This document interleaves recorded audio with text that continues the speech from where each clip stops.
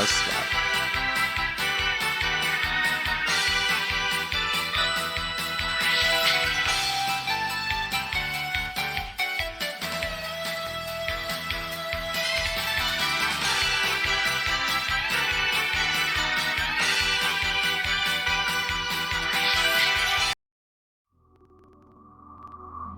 Whew. And you're live. What's wrong with the sound? It's skippy here.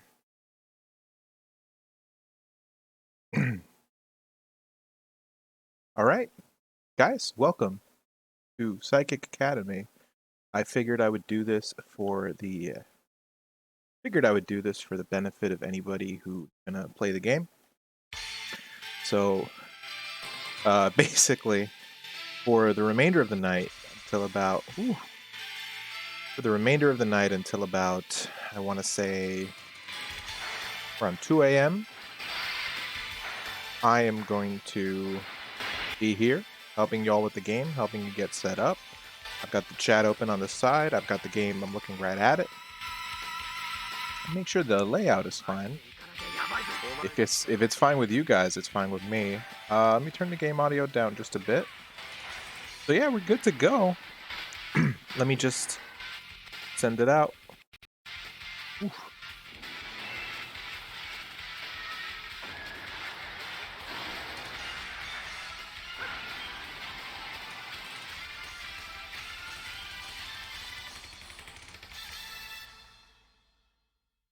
All right, guys. This is the first installment of Psychic Academy. Already messed it up. It is what it is. So yeah, tonight we are going to go over the game, go over Psychic Force. For those of you who are unfamiliar with the game, so give you a little bit of information about me. As you can see, my Twitter's down there. Didn't get an effect.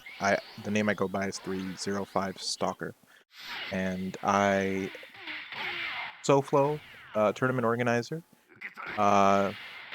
FGC head, really. A little bit known for Tekken, a little bit known for Samurai Showdown. But generally speaking, I play basically whatever game I feel like. I don't really concern myself with what's new, what's old, etc., etc., etc. And I started the Psychic Force 2012 Discord. And the reason I started the Discord is because the game just doesn't have a scene or like a central hub for information in the United States or in the West, really. So a lot of the fans of the series are kind of spread apart. And I want to give a little bit of a backstory as to what kind of game this is, what kind of, why it doesn't really have a scene in the US or in the West compared to Japan, where it still has a competitive scene to this day. So Psychic Force is, for a lot of people, it is considered something of a, well, I guess the nice way to say it is it's a console fighter. It's not really seen as a arcade fighter in the West. The first game did get some cabinets over here, and I remember seeing a few. The first game was a PlayStation 1 release, Psychic Force. The sequel, however, 2012, which is considered the competitive standard, did not really get a arcade release in the West. It was released very close to the Dreamcast's launch, I want to say in November 1999. And as a result, I feel like because it missed that launch window, it suffered. So it lacks a fan base, a significant fan base that say something like Soul Calibur had, or Power Stone even. Power Stone, I think, is more popular than Psychic Force. And again, the lack of a really significant arcade presence in that time really hurt it.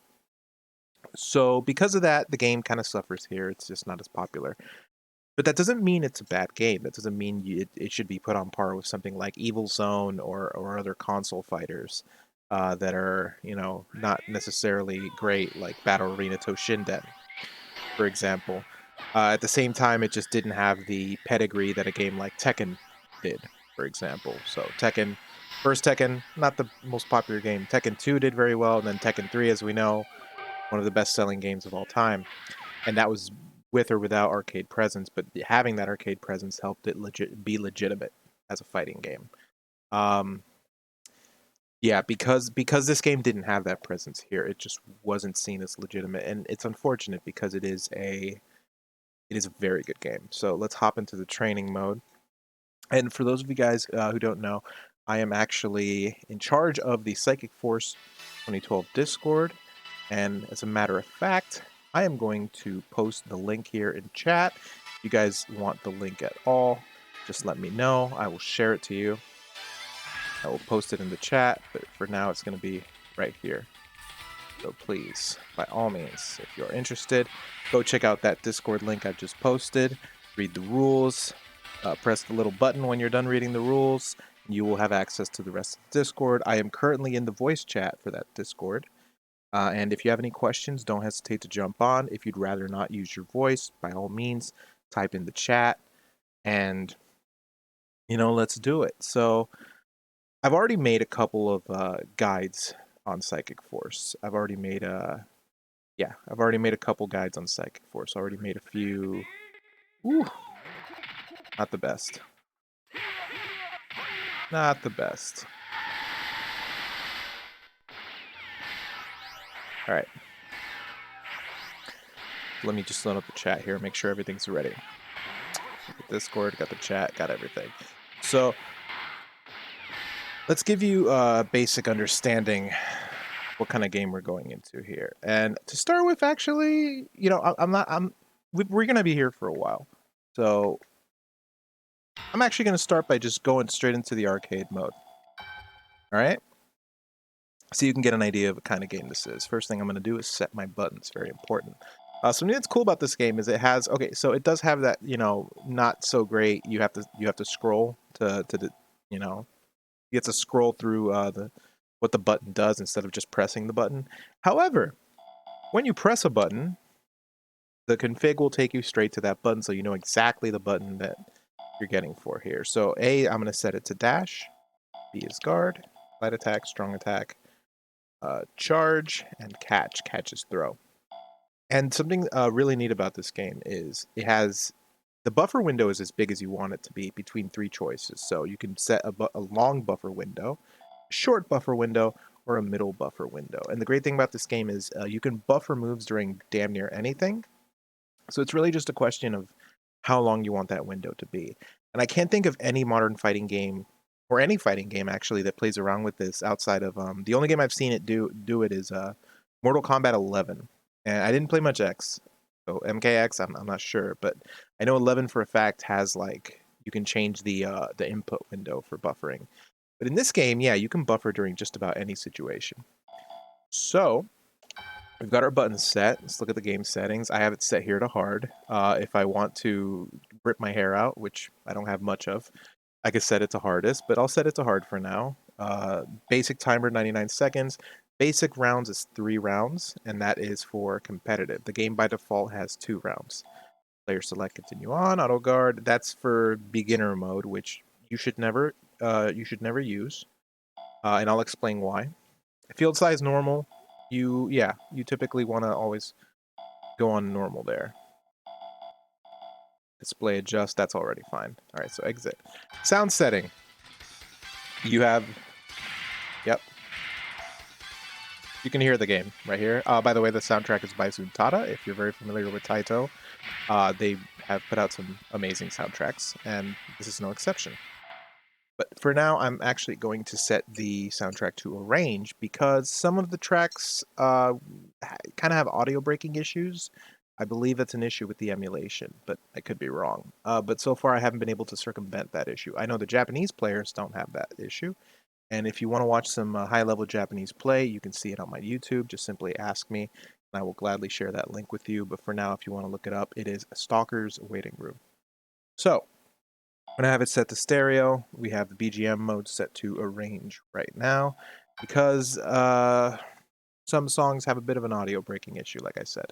Arrange, less songs have that issue, so the audio should play just fine. Give or take a couple seconds. All right.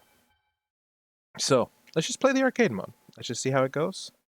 And you guys can sort of get a feel for the game.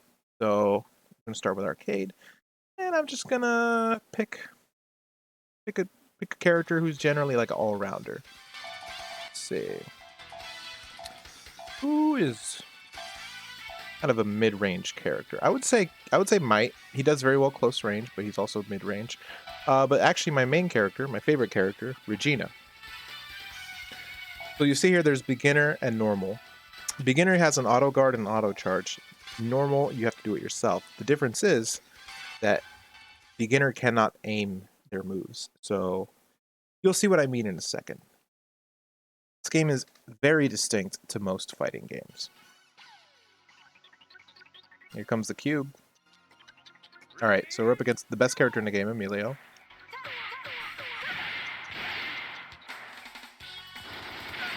And apparently the arcade mode, not sure if it's by default, but the stage is quite small here.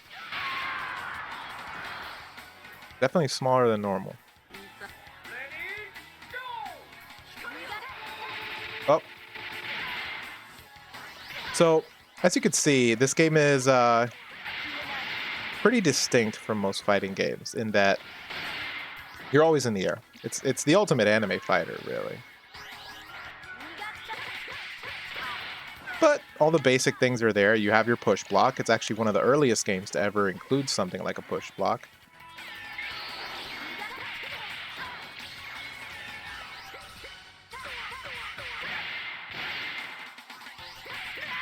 Oh. Was charging when I should have blocked.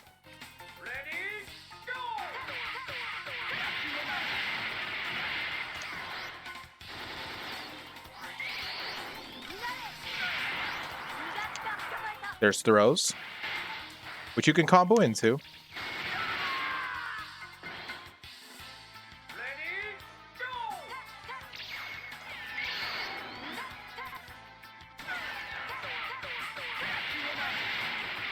There's combos. There are true combos, but very few of them.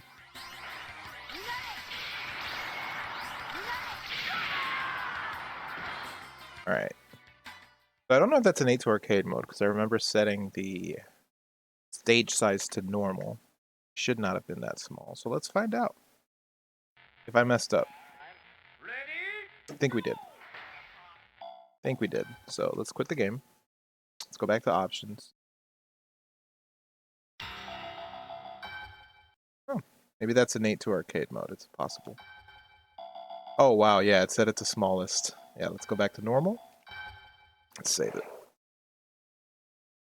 All right. You should never move the stage size to the smallest. You should always have it at pretty much. You should always have it at a the normal size.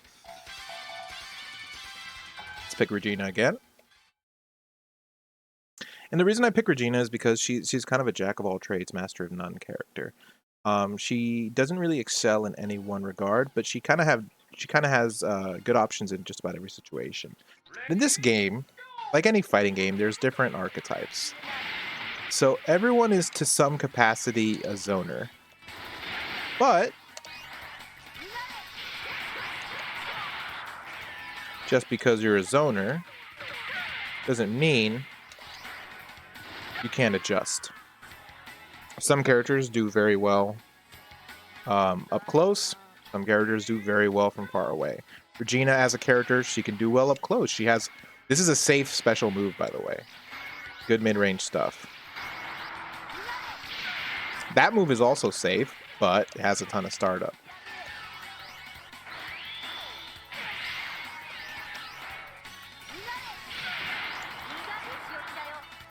The computer at the moment is not offering its best.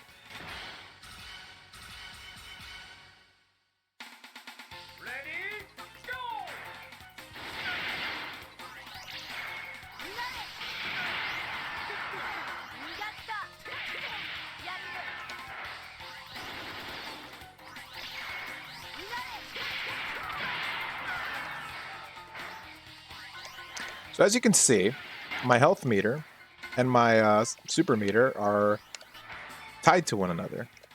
As I lose health,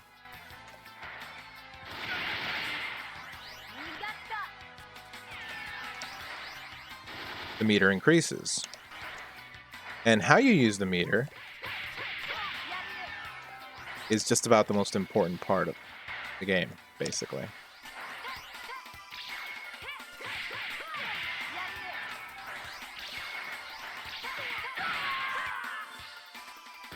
I could have ended that sooner. I'm just showing you guys like the movement, basic general idea. So that character I was playing against, Emilio, that's considered the best character in the game. He can play at just about any range. He doesn't have any guaranteed combos, but he has a lot of setups with the crystals.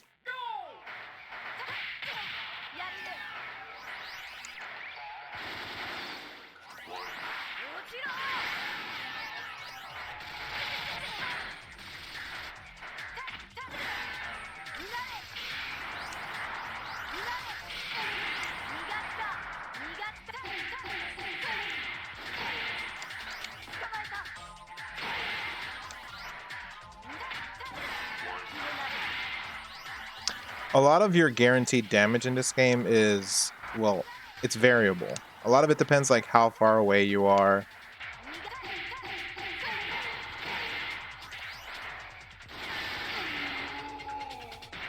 Typically, you want to go for moves that cover a lot of space. Regina, unfortunately, she doesn't have anything like that's really abusable here. Oh, I got thrown. You can get thrown out of just about any dash.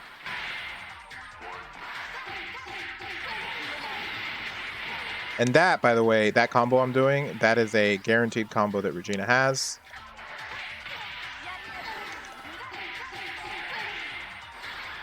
Oh, I thought I'd get the wall. Oh.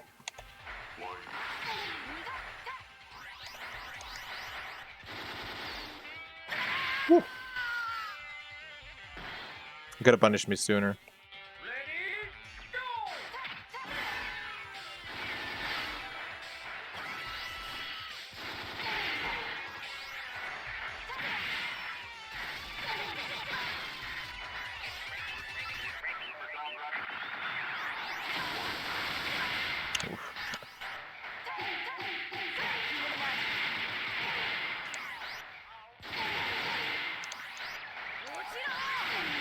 There you go.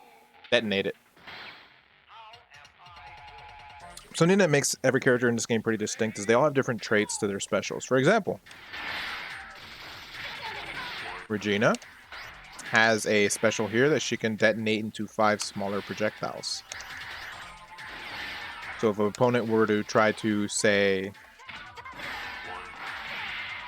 sidestep a projectile,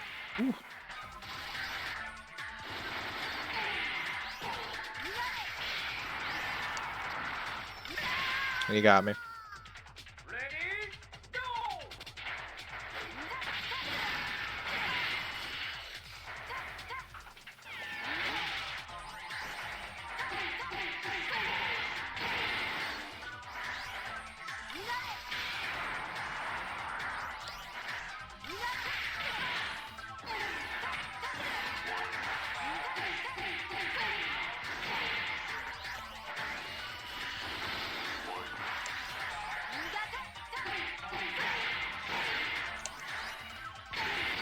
There you go.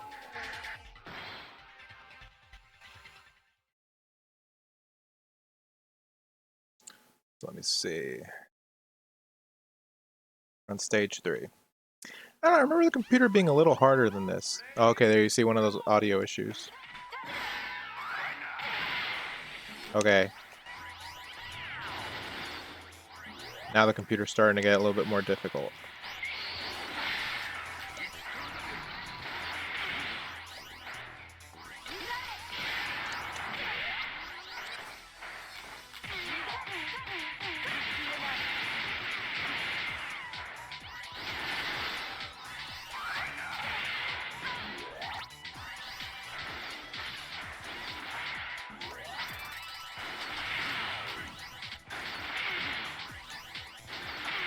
Zoning. There you go.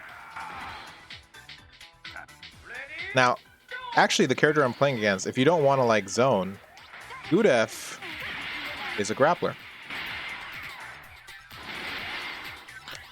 And you might be asking yourself, what does a grappler look like in a game like this? Well, to be honest with you, computer's not really...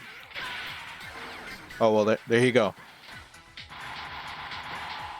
That's one example. There's another one. That's a command throw. That is a 360-degree command throw. And that is also the most... It's part of the most damaging true combo in the game.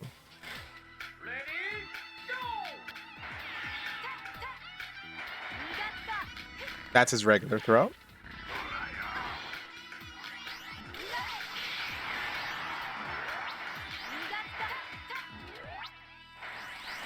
His downside is his... Yeah, if you're dashed towards him, he can just throw you whenever.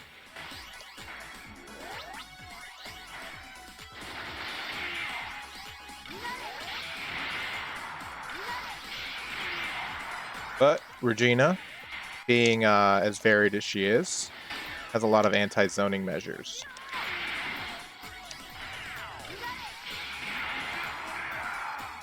And Gudef is not a particularly good zoner.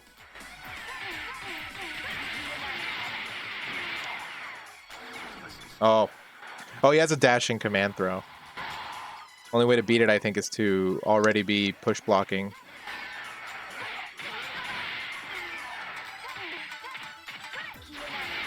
Frame traps. This game has them.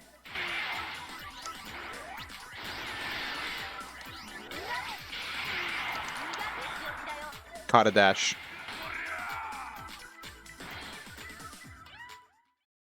You can cancel the neutral dash, which will dash right into your opponent's face. You can cancel it with just about anything, really.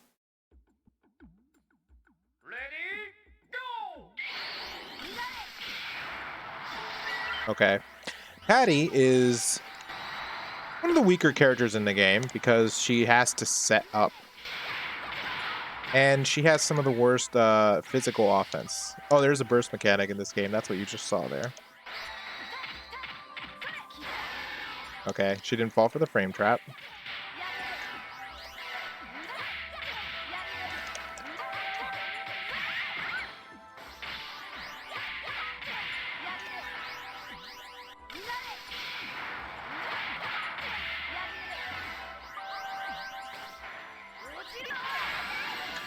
And she has a projectile counter.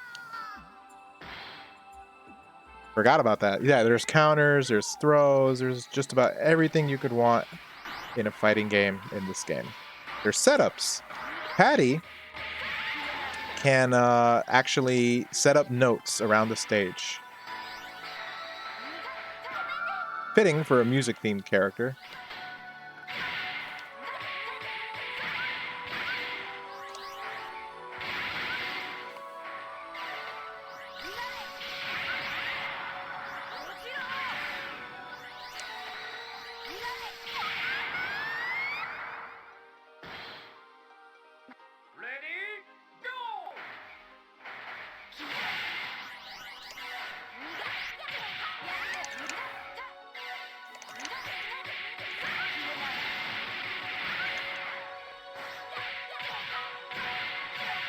So something about this game that is very distinct is there's not really Oki. Like, nothing's guaranteed. There are options that beat most everything.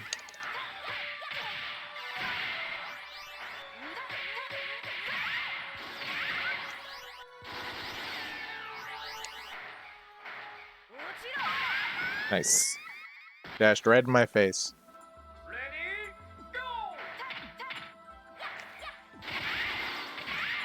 Backdash out of pressure. You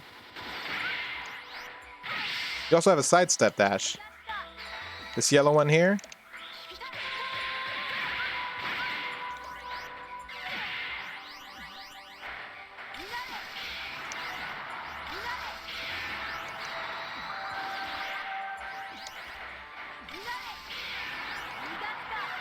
Oh, and you have a barrier break,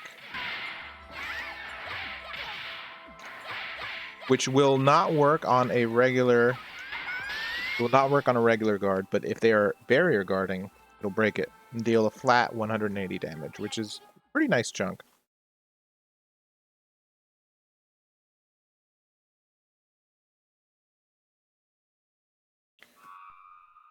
Genshin. Genshin is a trap setup character who pretty much is all about space control, as well as being kind of tricky to deal with. Funny enough, he is one of the characters that, like, certain matchups are very good for him and certain matchups are very bad for him. It's a question of how well a character can deal with his traps. As you can see, those projectiles he threw out earlier, they're still on the field. Nice. See, I buffered that whole special in during my dash.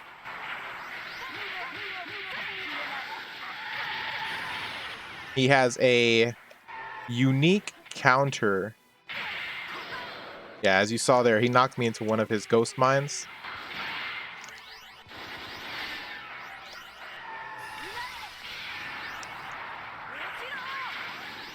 Oh, okay.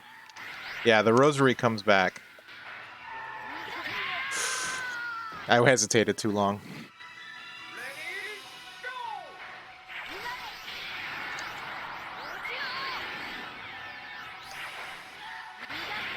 Nice, he punished my dash in.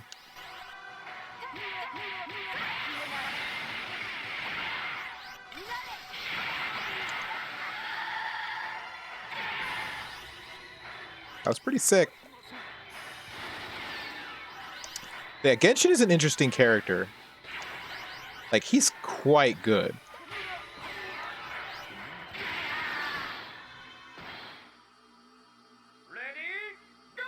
Actually gonna hypercharge to do a little bit more damage than I normally would.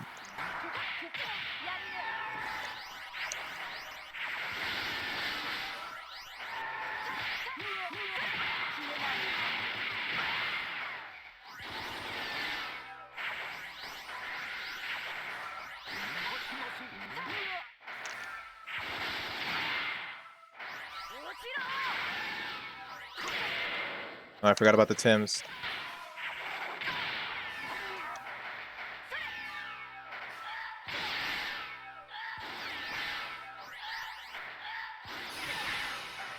Hmm.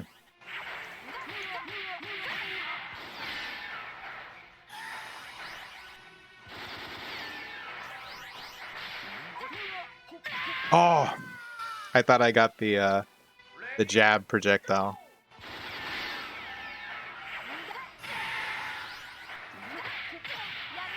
Yeah, he can be very tricky. The computer knows their shit.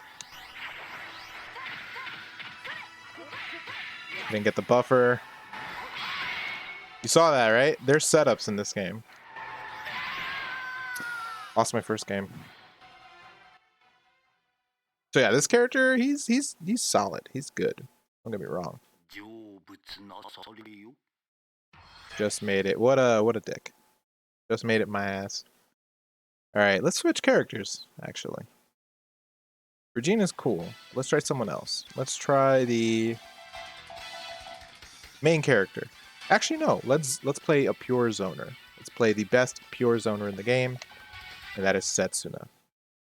Interesting character. Doesn't have a lot of guaranteed damage. Doesn't have a lot of guaranteed combos. But the further away he is from you, the stronger he is. Because when it comes to throwing things out, oh, it didn't even give us Genshin. Okay.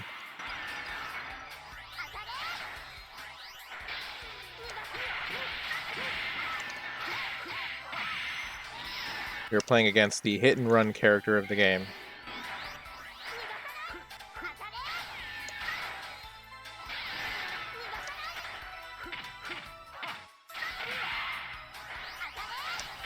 Dealing with a computer can be very frustrating at this game.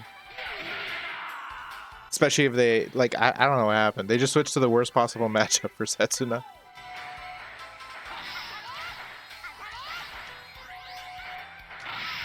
Alright, look at that damage, though. See, he suffers a lot when characters can get in on him. However,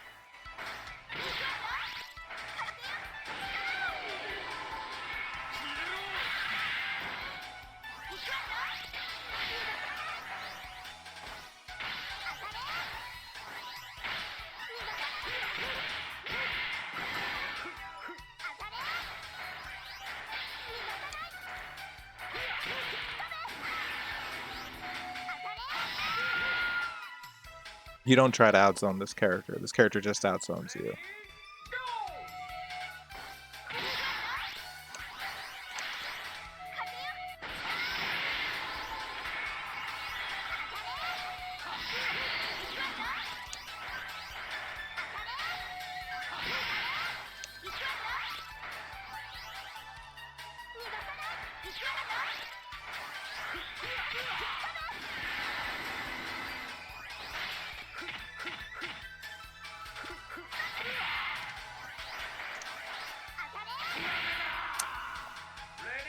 I can't really block punish much of what I'm getting here.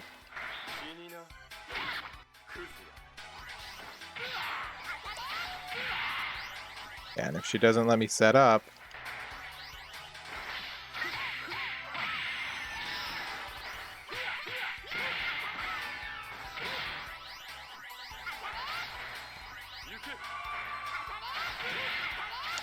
Oh my god, really? Alright. Oh my god.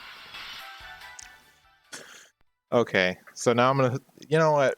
I couldn't really show off Setsuna. Because the computer said no.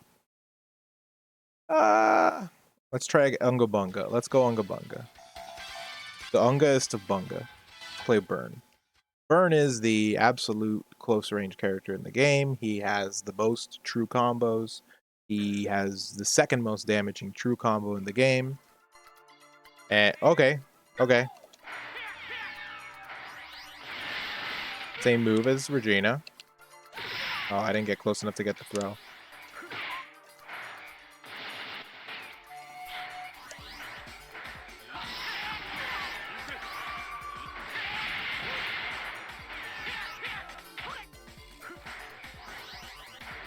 Okay, so that cloud, I tried doing that earlier with Setsuna.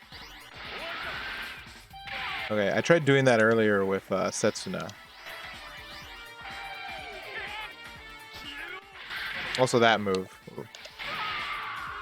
Setsuna's very good if you don't know what he's gonna do.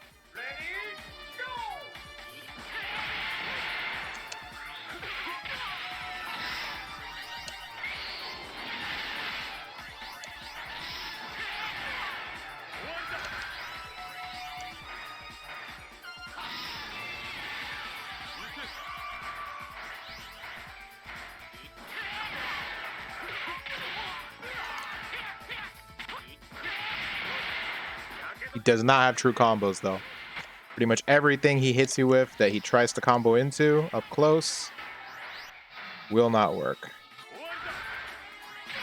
That move is phenomenal, though.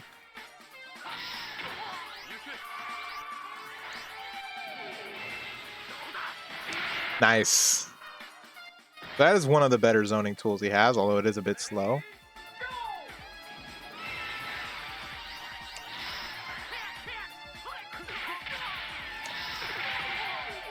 Oh, no.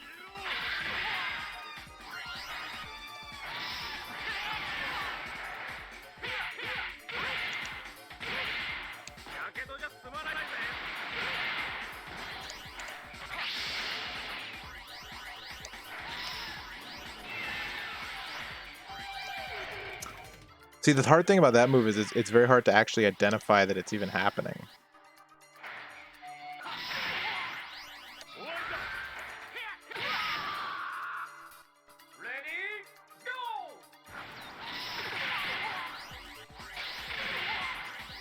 And the damage he deals.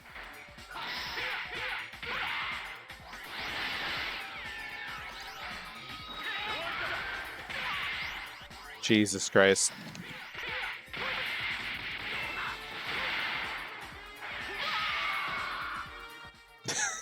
It's impossible to do mix-ups on the computer. Oh, man. This is a good match for Burn, too.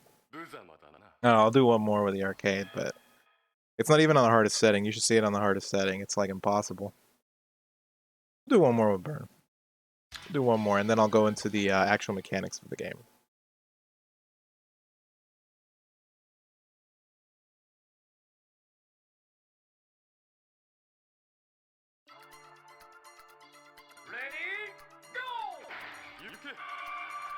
Alright.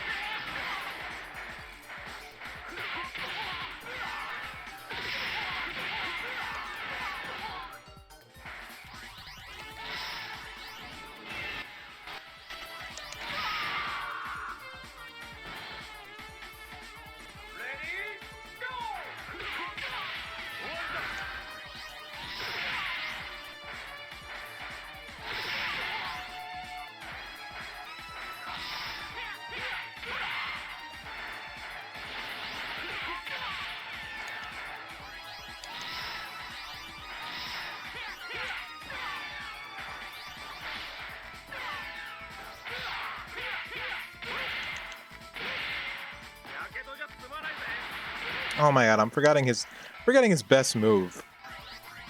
Triangle Heat. Which is coincidentally his best zoning tool, even though he's not really a zoner.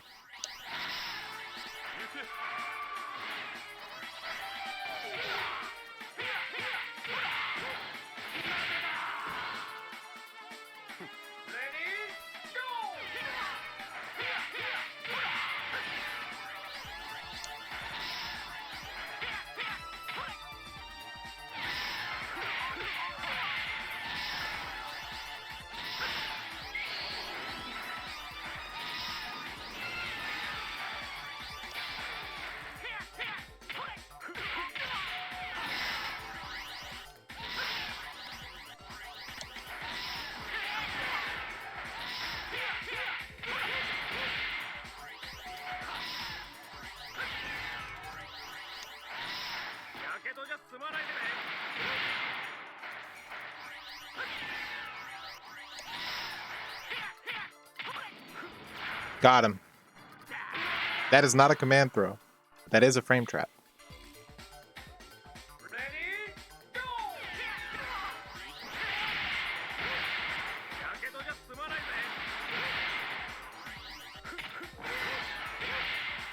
Oh, that's another thing. If you're up against the wall, be careful, because a push block will make you vulnerable to moves.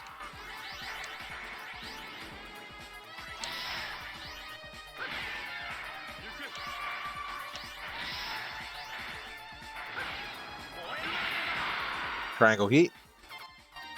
Alright. Alright, we're moving on. We're moving on. When we get to Wong, you'll see how ridiculous the computer can be, I imagine. Stage 6. Oh, there he is.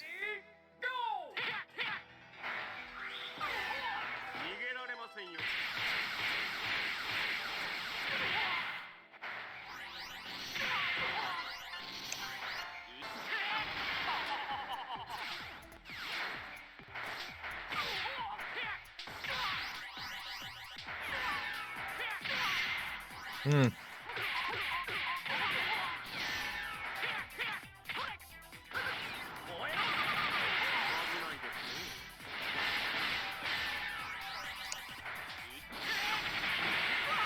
Oh my god. You saw that, right? He can teleport his sword.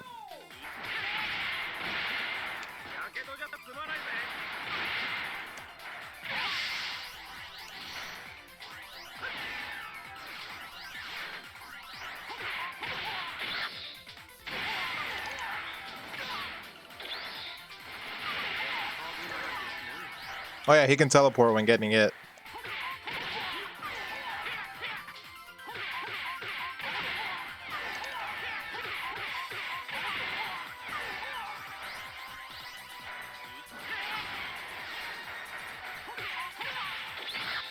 Yeah.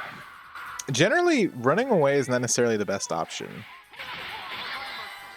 Sometimes offense is the best defense. But against a character like Wong, it's hard to know when to start that offense. Actually, if you want to train yourself, a good way to see a good way to see how good you could be is just set Wong to like the hardest difficulty and see if you can beat him. Because this character, when the computer has this character in the hardest difficulty, it's a fucking nightmare. I'm gonna give it one more shot against Wong with a character that I know I could do it with. And if it doesn't work out, we'll just go into training mode. And I'll start going through the mechanics. But I just wanted you guys to look at the arcade mode so you can get sort of like an idea of where everything's at. Oh well, never mind. Guess we're up against Regina.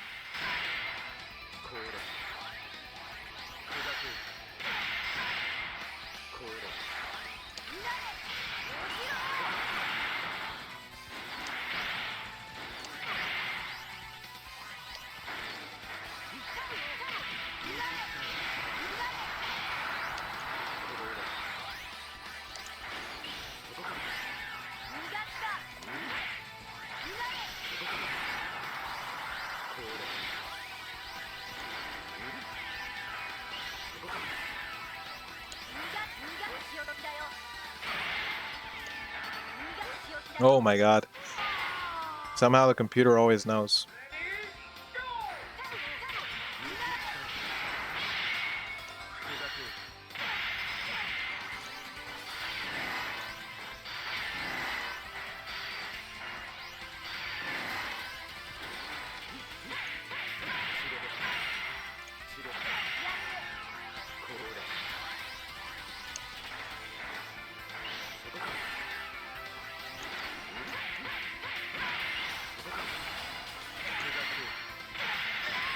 This character has some sick combos if you can get him.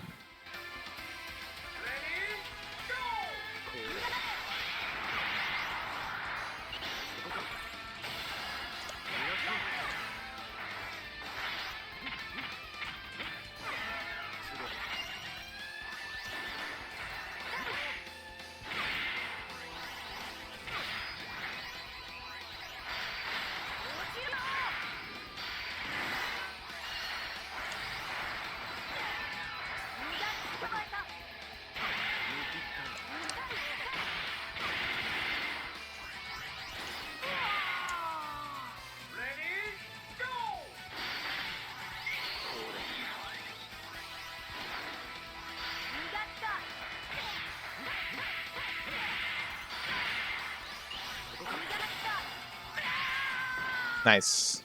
I did not think that would kill. I didn't realize how much damage I'd done.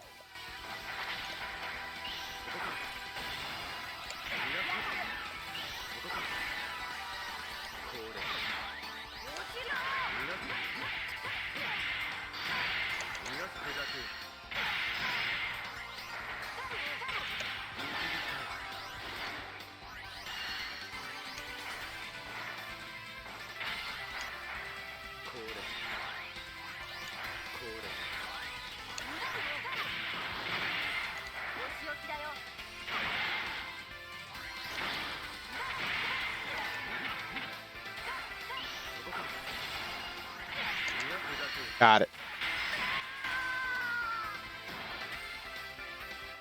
A lot of it is, I guess, whiff punishment, really. Whiff punishment is really important in this game, but after, it's a lot simpler than in other games. It's just knowing, getting an innate feel for the recovery. Okay, now we're up against Wong again.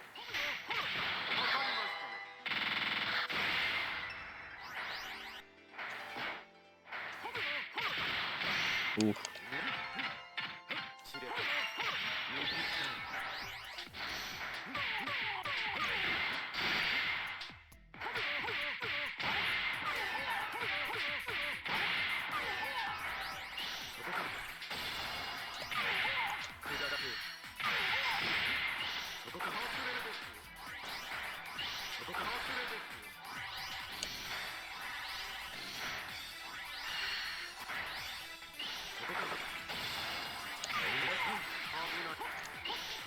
Nice.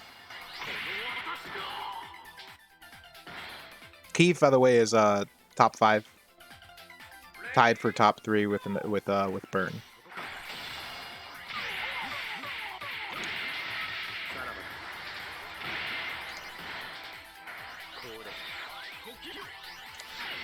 Oh yeah, Wong can stop time. It's not as busted as it seems, but if he has you below a certain health threshold, he can just steal a game off like a throw.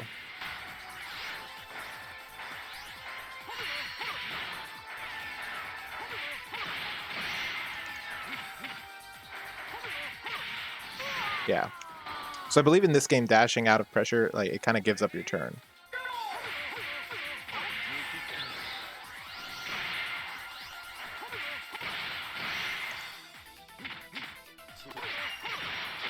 Trying to frame trap, I'm not getting it. Got the burst though. Yeah. So Wong is like the best up close character by far. I don't know if I'd call him rush down. He's more like,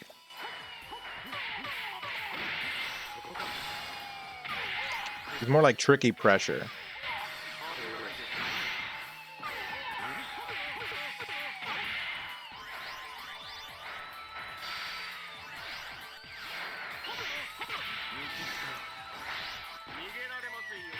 So the best throw in the game.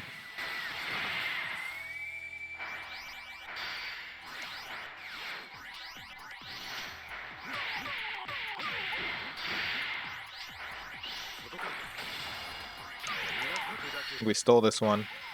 Yep.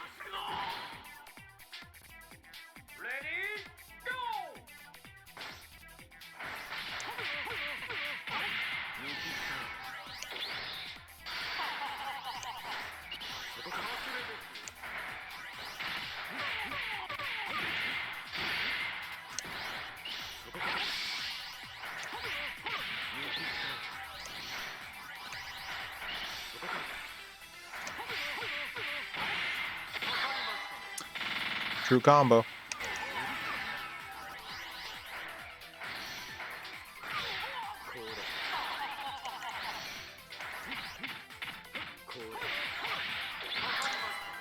That might be it. No, not yet.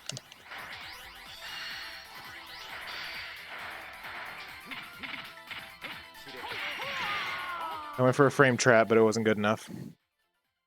Alright, that's enough of arcade mode. I don't want to sit here dealing with Wong for, like, an eternity.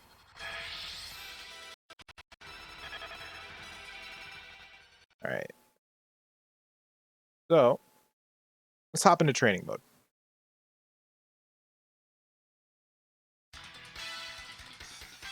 I guess I have to start it up again, don't I? Let's hop into training mode.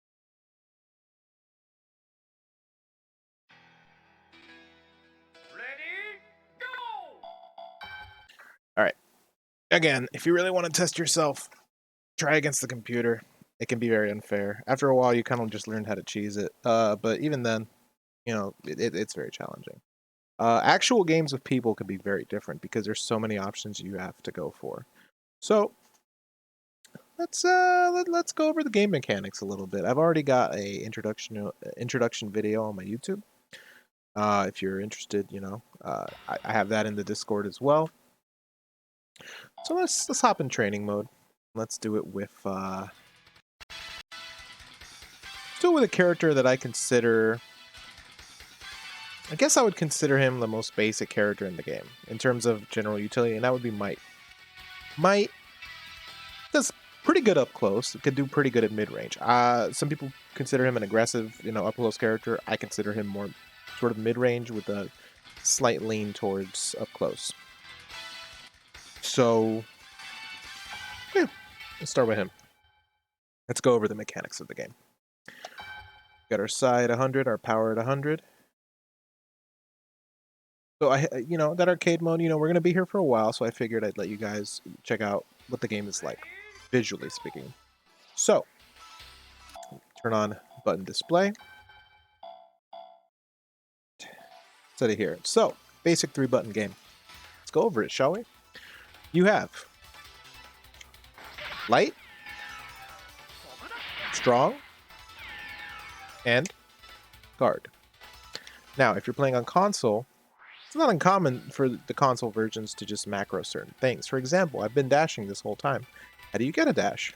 Well, it's both attacks at the same time. On console, it's usually mapped to A or X or whatever the bottom button is. And I play on a Saturn pad, so I haven't really changed that. I still play like that. I use pretty much all my dash motions with just one button. But if you're playing on stick, you might find it easier to play with the 3-button layout. Entirely up to you. So, let me go over the buttons individually. You have your light attack, does not use any meter. And up close, you get basically an equivalent of a jab. And yes, there is frame data for this game.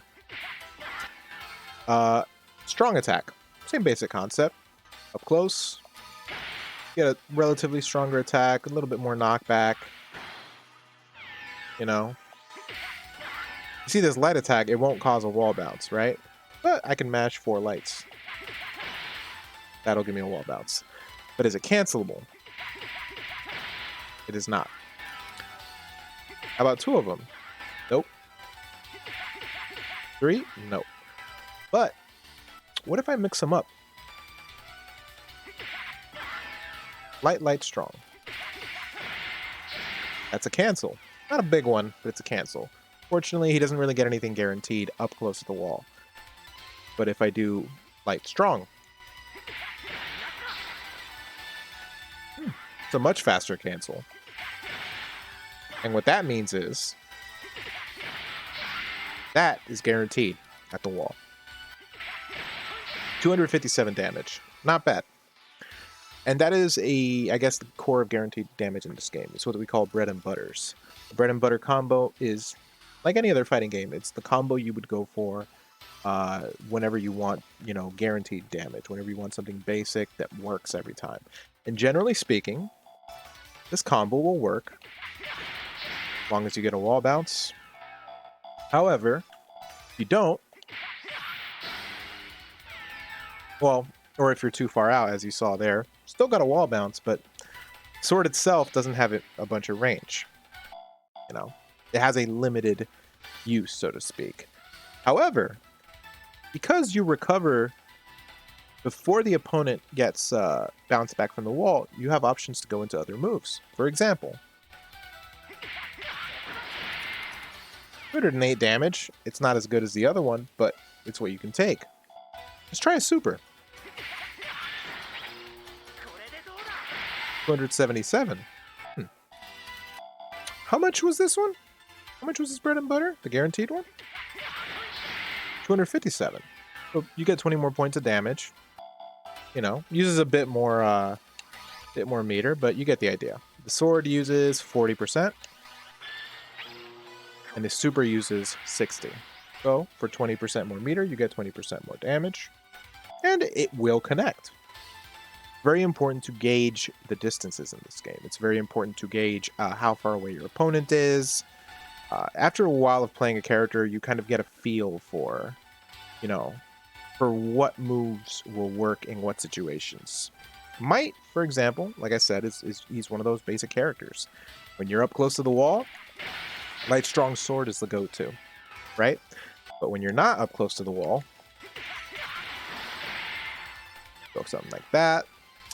However, the opponent might be able to circumvent that wall bounce. Let's see how. If you saw me in arcade mode, you saw me using this yellow barrier when I was knocked back. That barrier is called a retreat barrier. Getting ahead of myself, but I'm just going to show you what this is and I'll explain it later. What does this mean? It means that if there's just enough space before your opponent hits the wall, they can spend 50% meter to prevent a wall bounce and get a guard.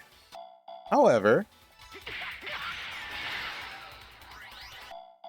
you can punish this with a guard break. For 50% of your own meter, you can break their guard and deal a set amount of damage. If I remember correctly, 180. Just about every time, and you get a hard knockdown, leading to this game's version of Okizeme, or I should say, mind games. Set play is a good way to put it, but it's not quite that complicated. Let's keep going. Now, we've gone over the basic attacks and what the general combo structure of the game is in the sense of how you want to confirm into damage. And like I said, it varies for characters. Might can get the basic combo up close. If I was playing Setsuna, I would get more combos from this range as far away from my opponent as possible than I would up close with Setsuna, since very little of his stuff is guaranteed, and it's a lot weaker up close because of the startup. Comparatively, Regina has a very, very good combo, which actually does more damage than Might, but she doesn't do well up close outside of that. And she has basic zoning, but doesn't have anything that really excels. So, in this game, the characters are so distinct that you're going to eventually kind of just try everyone out and see how you feel. I think Might is a great starting point. He has a pretty limited number of moves. They're very easy to learn and pick up. And once you do, you'll kind of get a feel of like how you want to play the game with him. Say you want to zone. Well, he can zone. And his trait for his basic zoning move, his far strong, is if you hold the button down, when you let it go, it'll redirect itself. You could also just aim it at your opponent, send it out.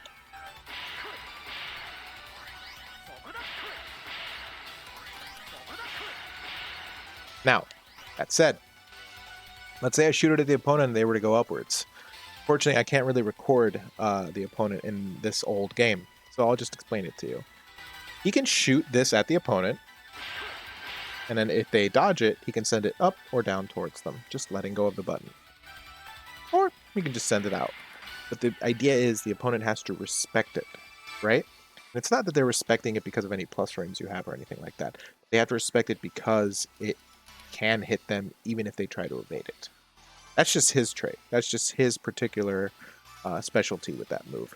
Let's go over some other things in the game before we move on to attacks. Guarding. Guarding is exactly what it sounds like. The problem with guarding, however, is see what happens when you get hit. Oh, I got pushed back.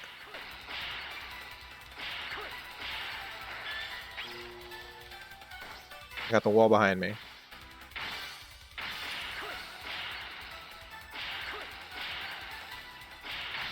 Oh. So I was holding guard there.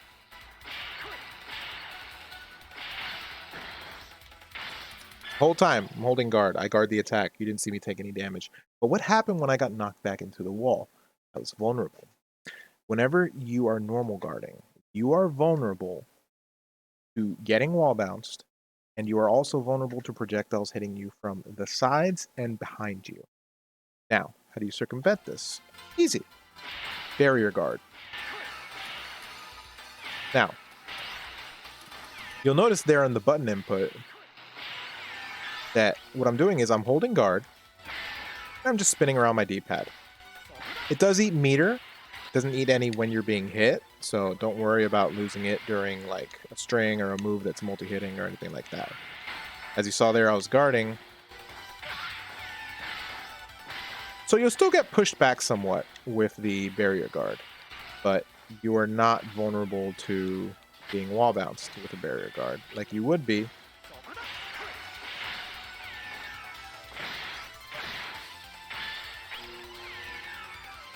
Let me get a little closer to him. Yep. Take a look. Yeah, no wall bounce. Basic stuff. So, that's the basic concept of guarding. The other thing is the retreat barrier I showed you earlier. However, you cannot retreat barrier unless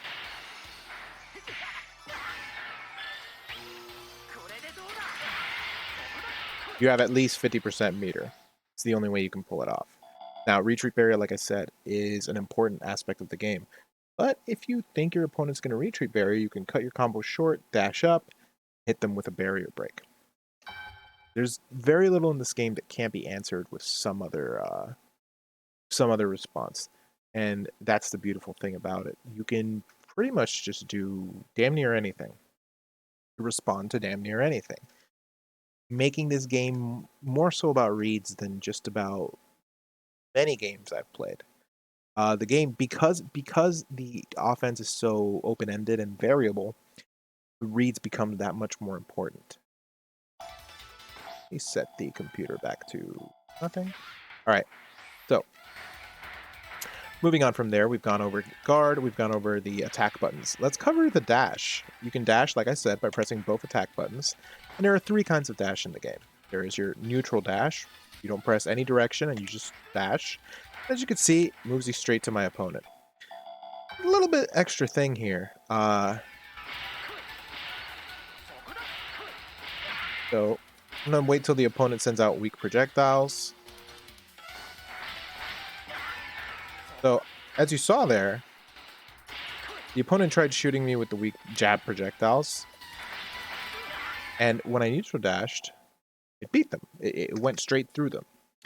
Now, jab projectiles are still good and they're valuable because they recover very quickly, and if the opponent tries to dash to the side, anything but a neutral dash, typically, they'll get hit. Now, if you try to neutral dash, it's a different story. Let's take a look. Yep. Neutral dash won't, no, I'm saying neutral dash. Directional dash won't go through them. Again, I went a little bit ahead of myself, but you get the idea. The two basic dashes in this game, basic dashes, are the neutral dash, aka quick dash, and a directional dash. Directional dash is exactly what it sounds like. You press a direction, you hit dash. Now, the directional dash has no cancel window. If you buffer something in during a directional dash, it will come out at the end of the dash. But neutral dash is a little different. Neutral dash has a much bigger cancel window.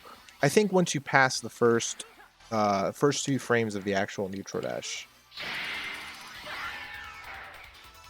there's a trick you can use with another dash I'm going to show you. The third dash is the slide dash.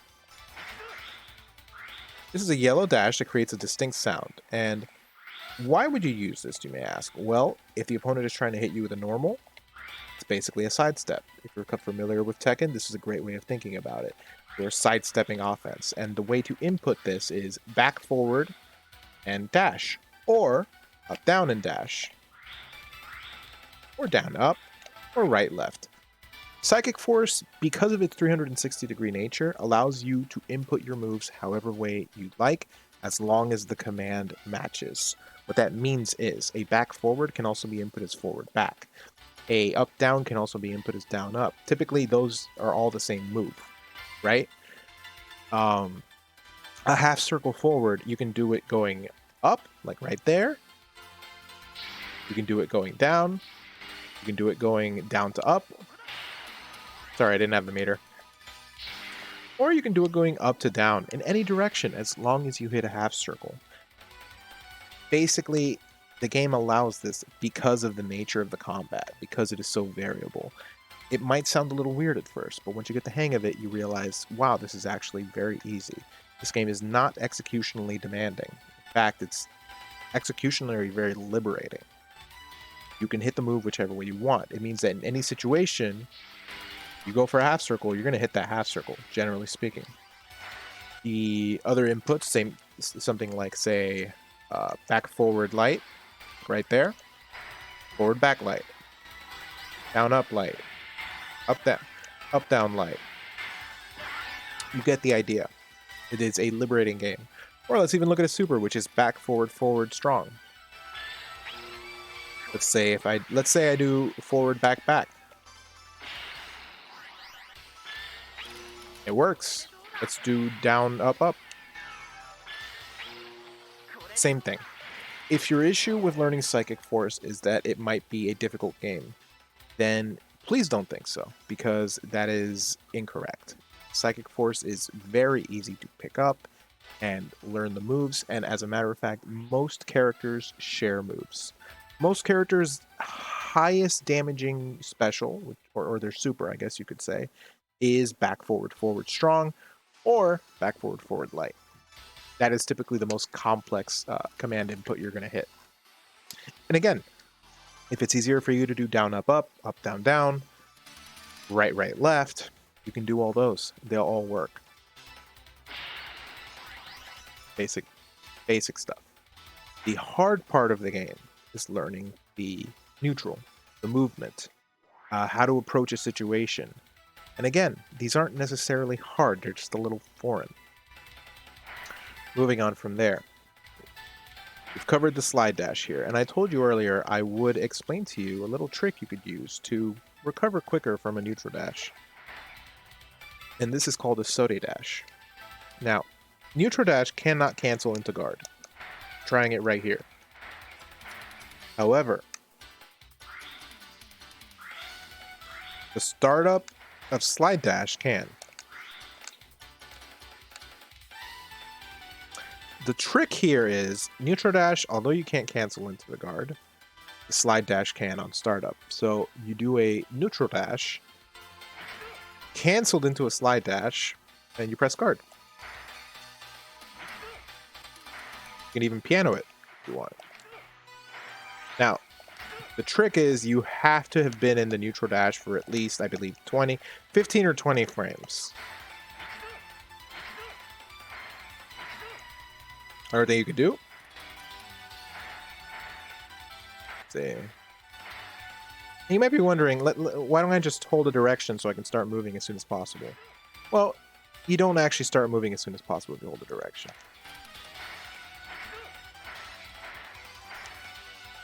Saw there. Now that's a more advanced trick. That's just the most advanced trick. It's the only advanced trick you have to learn in this game. Outside of that, the game is very basic, very simple, very easy to pick up. Now, if you give me just one moment.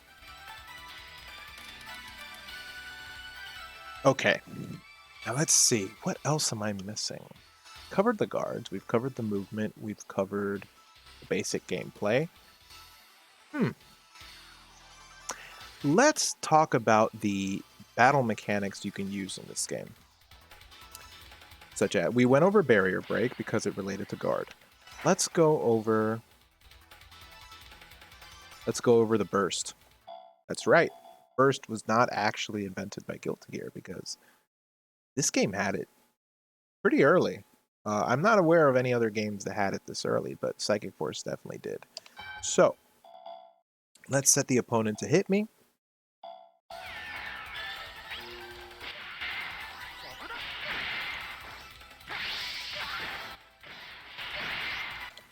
Like to get hit in a way that leaves me close to my opponent. There you go. There you go. 120 damage. So bursting in this game is extremely easy. All you have to do is mash a button. You can mash light or you can mash strong. The difference between the two is the size and startup. If you mash light, the burst will come out relatively quickly, but the range will be a little bit smaller. It's good for dealing with people who like to get up in your face and pressure you on your wake up. If you mash strong, there's a bit more startup, but the range of the burst is much bigger, giving you pretty much a bigger range. If they want to play that mid-range game, that'll be a way to beat it. So, pretty sure we've covered just about everything. I want to make sure, so give me just 1 second.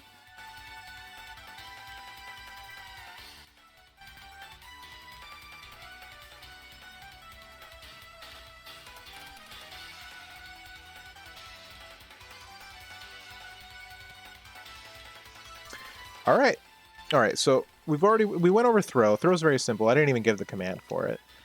It's guard and light. That's all it is. Now, the thing about throw is if you whiff, you get this little animation here. You're vulnerable that whole time. You can basically hold a direction to see when you recover. When the hand starts going down, that's basically when you recover. Then different characters have different throw whiff animations. Now,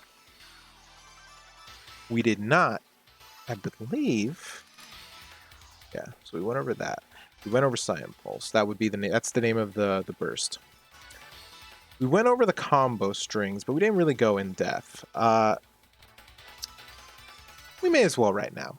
So in this game, there are 3 different weight classes, and each character falls into one of these weight classes. Might is a lightweight character, meaning that he has the lightweight combo strings. Again, when I say that this game has very easy learning curve, this is what I mean.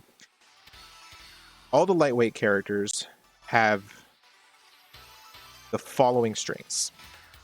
Light, light, light, light.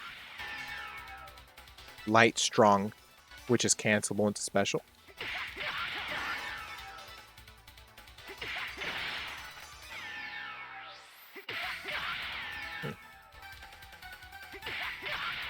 Yeah, light, strong, cancelable into special. Light, strong, light, which is also cancelable into special. Although, as you can see, it's not particularly optimal because it gives you 2 wall bounces. That being said, it would work as a frame trap. Light, light, strong into special. Those are the universal lightweight strings. And when I say universal, I mean every lightweight character, those are the strings they have. There's nothing else to learn. The only differences is what the attacks look like, their range, how fast they come out. Of these characters, these are the lightweights. Might, Patty, Wendy, Genshin, and Emilio. That's 5 of the... I want to say... 5 of the 13 characters in the game. Yep, 5 of the 13 characters in the game. Now, the downside of lightweight characters, even though they have pretty good combos, and they are quite fast, Downside of being a lightweight is when you're knocked back, fly back a little further. Matter of fact, let's turn off retreat barriers so you can see just how far Might flies back. See that range there? He just barely hits the wall without retreat barrier. Just barely. Now, let's see what a middleweight character will move back with. And LS special? Yeah, why not? Let's go with Keith. And Setsuna. Setsuna is another middleweight character. So these are two middleweight characters right here. Oh, the upside to playing a lightweight character is you're generally going to have a better dash. You're going to get more movement off that dash.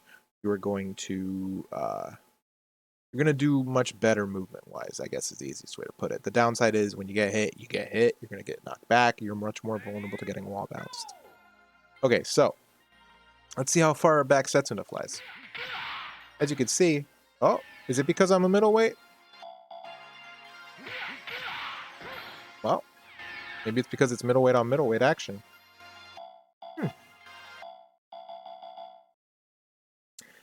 Let's test this out.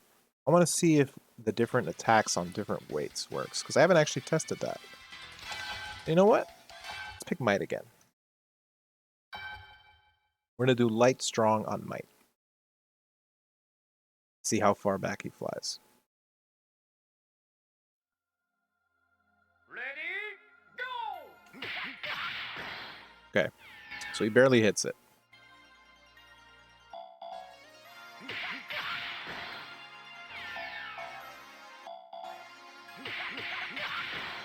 Okay.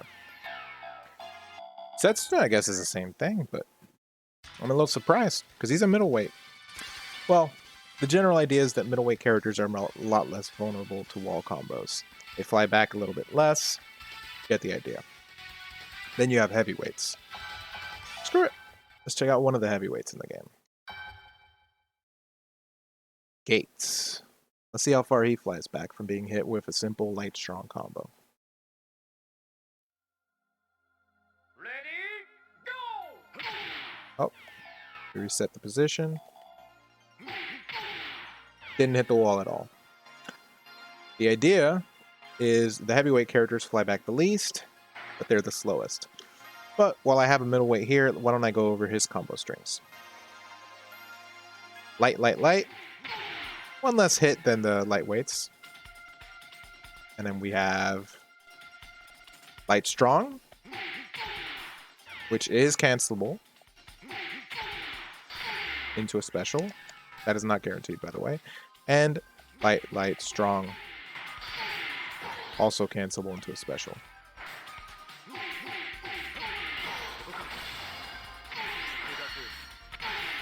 Character's cool.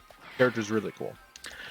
As you can see, it's one less combo than the lightweights, but generally these characters have very consistent combos. I would say Keith, for example. Carlo has a consistent one. Regina obviously is a middleweight. She's a middleweight, and she has probably the most consistent bread and butter combo. But of all the middleweight characters, you have Carlo, Regina, Keith, Setsuna, Wong, and Burn. Of all these characters, the one with probably the least amount of combos, I guess you say it's Carlo, and then Keith. Keith has like one combo that's like guaranteed to work in close range. The rest of them you need to be a little further out. That's not guaranteed. They can actually barrier in between. And let's see what the heavyweight characters have. Gudeth and Gates. Now, Gudeth is the grappler of the game, and he has the most damaging combo in the game. And typically if you're at the wall, this is going to hurt. And if he's a little too far out, it might, he can get a less damaging combo. Let's see what he's got.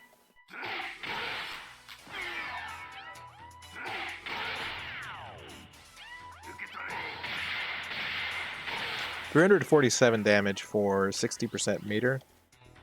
I think 70% actually. Make sure.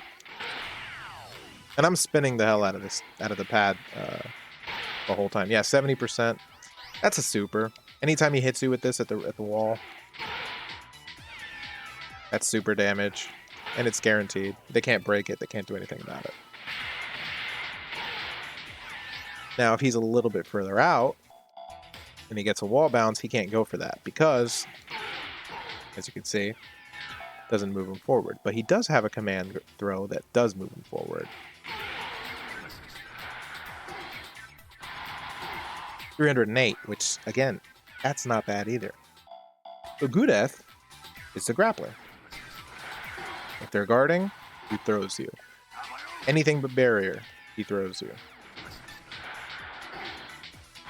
And leaves you in the corner.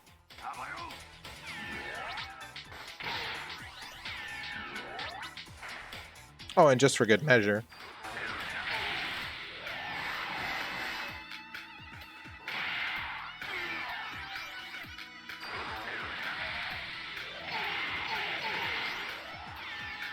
he's a character who gets much better the more health he loses because he's able to have more meter. Here.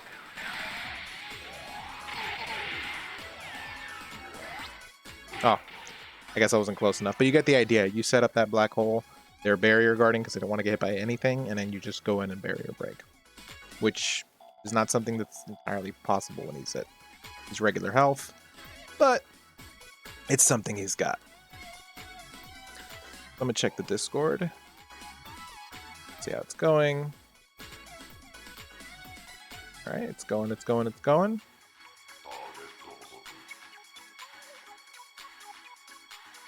All right, so in a minute, I'm about to take a little break just to eat some dinner, and I will be back as soon as I can.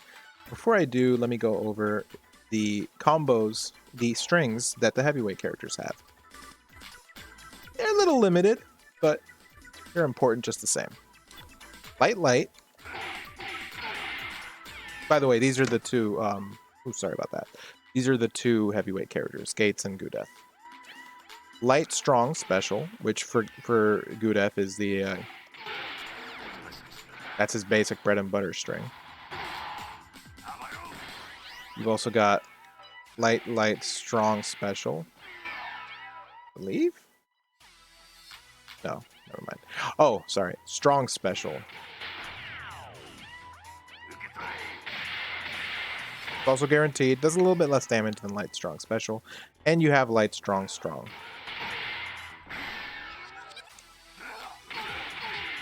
But yeah. Of the two characters, Gudeth is probably a little bit better. But I've seen some good Gates play, and Gates is this weird mishmash of a zoner and rushdown. He's like a rushdown zoner. It's a little strange. But he's also like a utility character. Gudeth, like I said, biggest damage potential in the game, and like if they dash in your face, you just throw them. Unscaled does 360. And then the combo does, I think, 13 less. Yep, just about. So yeah, that is the heavyweight class. So I'm going to take a little break just to eat. I should be back in about 5 to 10 minutes. So it is 8:20 right now. I will try to be back by 8:30. All right. I'm going to leave the game up here.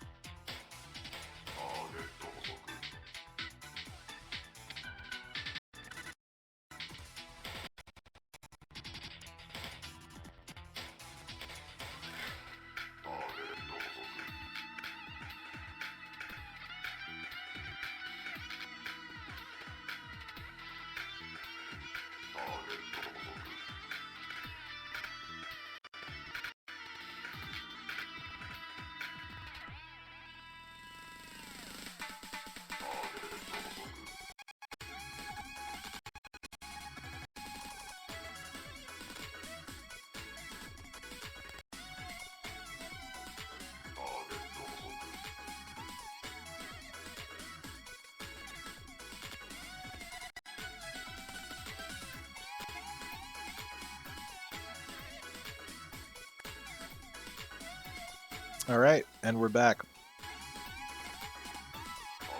Okay, let me bring up the chat. All right, Big Bang Blitz. What is your exact question, actually? Says you see, it seems like a big gamble, but maybe guaranteed damage versus big whiffs. Okay, so would it be a good idea to do health charge with Gudef?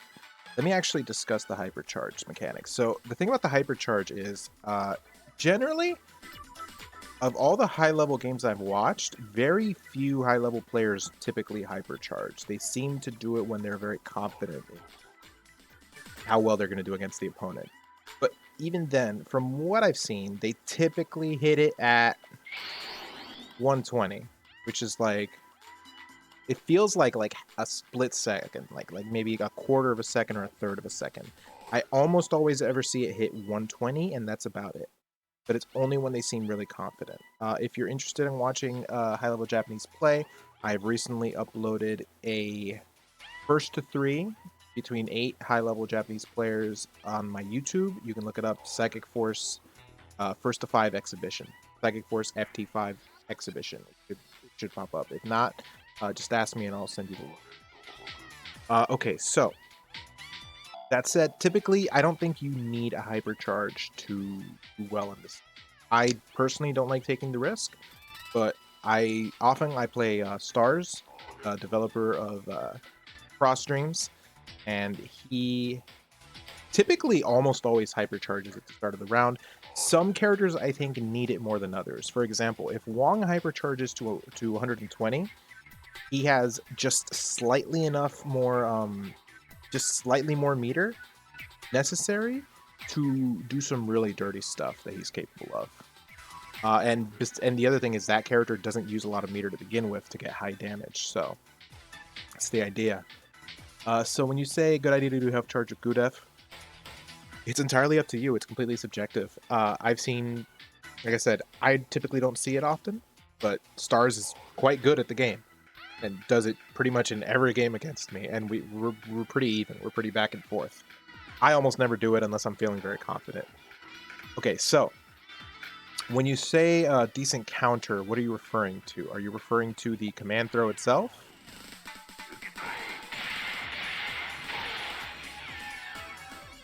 Because he doesn't inherently have a counter move. Damage would be escapable by a special shield.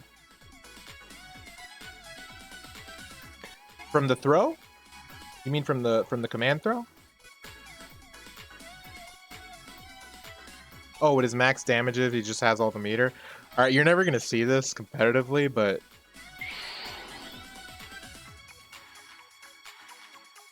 let's find out.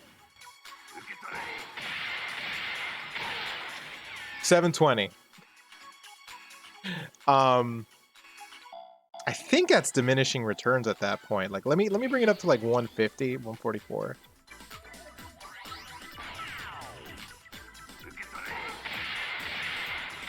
$519 at 144. Yeah, I mean, if you want the max damage, go for that. But that's the thing is you're typically not going to go for a 200% hypercharge. In and of itself, okay, so in and of itself, this by itself at 360, that's Chef's Kiss. That's super damage. That is typically super damage, right? And if you combo into it, you only lose out on 13 damage. Again, that's guaranteed. That health, in this game, health is not typically recoverable outside of, I think, one move that Setsuna has where he can drain life, right? So once you get hit, you get hit. You have to take that. Gudef has the most damage potential in the game. Part of that is because he has the most damaging combo with Light Strong into the command throw. The other part of it is if he gets the ring. Yeah, if he gets this ring and manages to combo you, this is with no charge. All the hits of the ring, you get 657 damage. He is very scary if he sets up properly. And even if he doesn't have the ring set up, he's still scary. He still does really good damage. His weakness is his zoning is weak. Very slow typically. He can only send out 2 of these at a time. As you can see, it's very slow. He can hold the button and let it go whenever, but the problem is, even if it's out there, they only do 90 damage by themselves if they've been set up, as opposed to 180, so it scales to half. He has a very weak light projectile. You can see how slow it is. And yeah, typically, I think his best zoning move, his anti-zoning move really is the Meteor. 240 damage. Not bad. That's an anti-zoning move, so if they go for a projectile or anything like that, that'll just catch him right there. If they try to move to the side, that'll catch him. It's a really good move. The main way to beat it is just to dash in close enough. But if you're too far away and you try to dash in and you see it too late, the Meteor will still catch you. Generally, every move in the game, to some degree, has a weakness, right? But like I said, the command throw, the thing about the command throw is that thing comes out immediately. As long as you can get that cancel.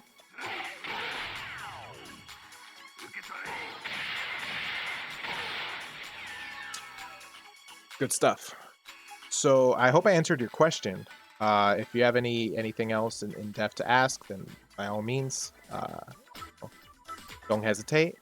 And any other further questions about the game, I have a written guide on Google Drive. You can find it in the Discord.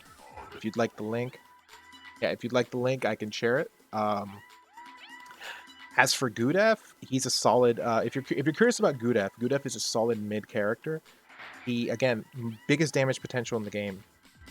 Very slow. Being a heavyweight makes him very slow. Having poor zoning makes it a little bit hard for him to, deal with certain things, especially in a game that's designed around zoning. However, that'll beat any dash. Any dash that gets near you, that'll catch it. If you catch opponents sleeping, the dash throw them in the corner for you, and right there you can set up your ball pressure, right? But yeah, typically you don't want to zone with him. Typically you want to be in their face. You want to make them feel like they're being overwhelmed. And if they give you enough space to set this up, again, look at this damage. What's your question? By all means. Genshin's command throw chain. He doesn't have a command throw. What do you mean? Do you mean his wheel? Oh, the Deadly Rave. The Deadly Rave. Okay.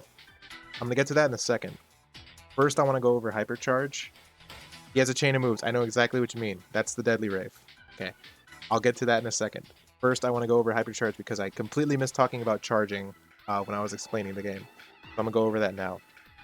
So, typically, most moves you do in this game are going to spend meter, right? Just depends on how much meter it spends.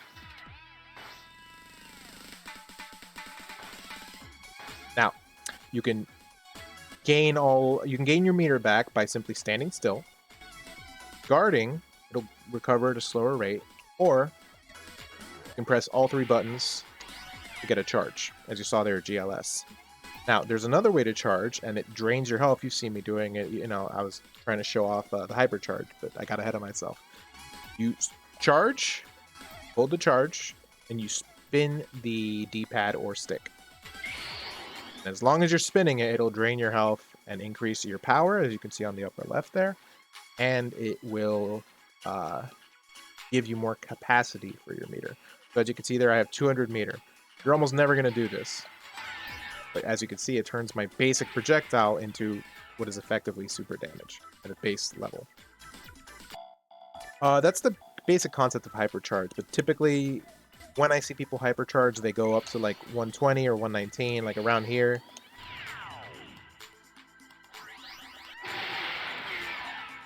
They get, what they can. So I'm gonna show you the Genshin stuff right now. There are actually multiple commands to do the Deadly Rave, and I'm gonna see if I can remember which ones though. Okay. So I'm going to go over first. I want to go over each of his moves first, because if you have any questions for him, I'll just go over them one by one. Okay? Ready? First off, basic jab, projectile, basic jab, normal. By the way, Genshin is a lightweight character. Basic strong projectile. The good thing about this is it moves very slowly, so he can kind of use it to cover approach, right? Let me see his other moves. He has half circle light, and the thing about this move is it will retreat back like a boomerang. It's active the whole time. I believe there's no half circle strong. Okay. Back forward light. This is the talismans. His traps. The traps by themselves do damage if the opponent comes in contact, but you can also use them to set off the Tims, as Stars likes to call them, the feet.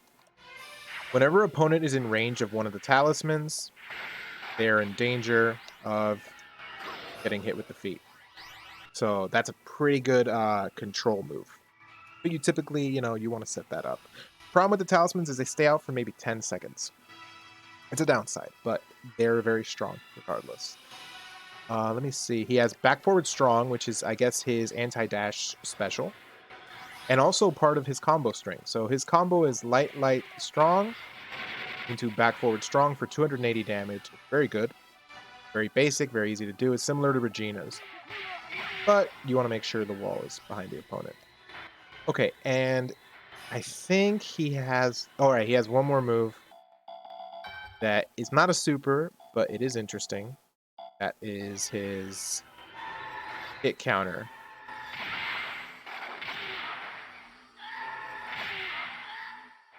I can't remember the command. I think it's forward. Oh, the seals? With the Oni foot? Okay, so they're pretty simple. You press back forward and light, and you can aim it after you do the command. You can do back forward and light, down, up, light, whichever way. After you do the command, you press a direction and the button. And he'll aim it in that general direction. If you don't press any button, he'll just send it straight to the opponent.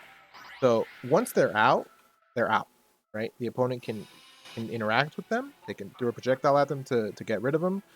And you can also press forward to activate the foot. The foot is a space control, right? But typically what you want to do is you want to like two to three of these. If you do the foot, it will always activate with the talisman closest to the opponent, right? So you're in luck because it'll always like be as close to them as possible. It's a space control tool, and the more talismans you have out, better you'll be at controlling space. It seems complicated, it really isn't. A lot of it has to do more with like creativity. So you send out a talisman. Let's say your opponent wakes up in the corner. Instead of pressuring them, you just send out talismans, right? Now they're boxed in, right? You can pressure them with regular projectiles, things like that. You get the idea. So the move you're asking me about is his Deadly Rave, which I'm going to do my best to remember the command, see if I could do it.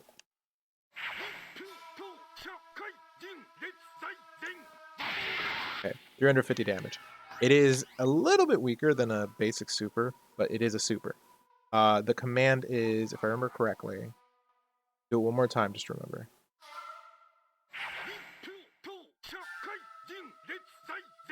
Okay. It is.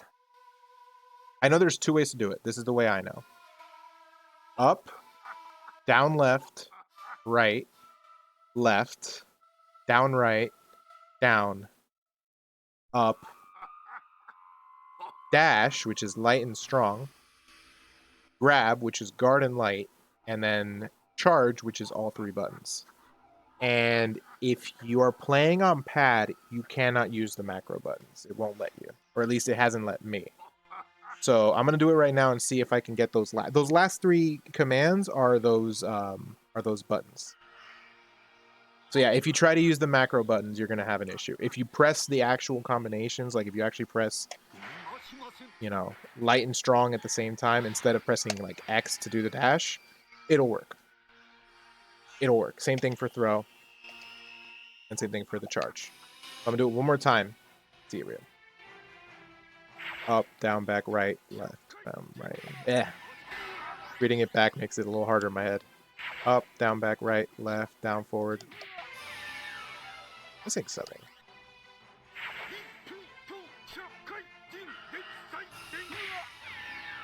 Okay, so there's no down there. That was my mistake. Up, down, back, right, left, down, forward, up. Yeah. Okay. Once you remember it in your head, it's a lot easier. I know you can do it in the reverse way, which is to say you can start it down, up, forward, and all that. But I always do it the same way, because that's easier for me. If the other way is easier for you, just remember, like, you can mirror it because it's Psychic Force. You can mirror every command. So a half circle forward can be a half circle back. You'll get the same command as long as you did it right. For this, I mean, yeah, but you can't do the button buffer, so it's not as easy as the king throws. Funny enough. But yeah, just manually do it, and after a while you should learn. If you're curious about what the input is, there's an old GameFAQs move list by someone named Jong on GameFAQs, and they have like the whole shebang with Genshin. That's how I memorized it. I think once you get once you get the hang of it, you just gotta remember it's.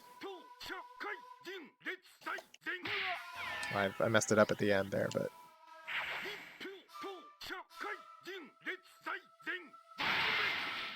yep, it's not really all that hard. It's more, yeah.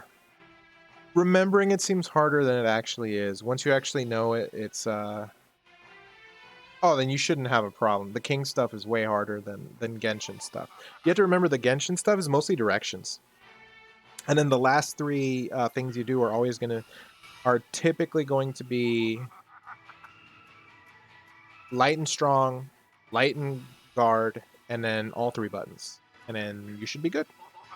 If you're interested in Genshin, I think he's a really cool character. He's actually another solid mid character, but the problem is he has some bad matchups, and he has some really good ones, but the bad ones are really bad.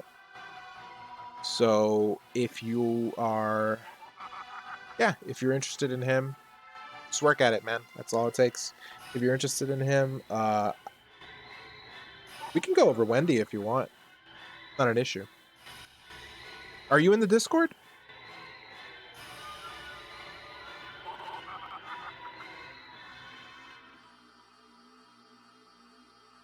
No, he is. He is.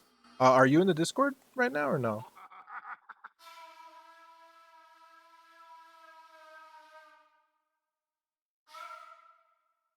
Okay. So if you want any resources, same thing for online play. I have all the online play resources on the Psychic Force Discord, and I have videos and all that stuff. You can find my videos on YouTube. If you want the written stuff, that'll be on Discord. By all means, if you want, you can just hop in, look at the stuff, and get out. If you want to limit yourself to that, it's not the most active Discord. I'm not gonna lie to you. But I try to put as much information as I can on there. It's just, it's a lot easier to use Discord these days than it is to. I guess message boards aren't really a thing anymore, are they? If you are interested in online play, typically what I use is Null Bear, which is I guess it's a way to play Dreamcast games online. It's not rollback, but it's as good as it gets with delay. And the things you would need to set it up, again, all of that is in the Discord, including a VMU save file that includes a Psychic Force 2012 save that includes Wong, Heath, and Burn, who are hidden characters, which means you have to unlock them, and unlocking them is kind of annoying. But yeah.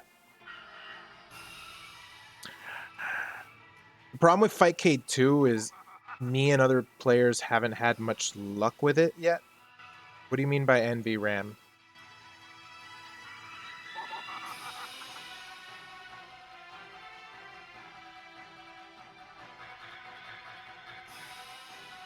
I'm not sure what you mean by NVRAM. That's what saves the unlockable info. Okay, so I actually have my own VMU file that I customized for Null Bear. It's literally all the saves that are in Null Bear. The only thing is I added a Psychic Force save there that has all the characters unlocked. So it has Wong, Keith, and Burn, and then you just set the buttons yourself, however way you like it. Typically, like I said, I haven't really seen people playing it on Fightcade. The thing about Null Bear is it has a very easy way to just get the game and start playing. The only extra thing you would need is Radmin, if you're familiar with the Radmin BPM, which I believe is also used for Dengeki, but I could be wrong. Yeah.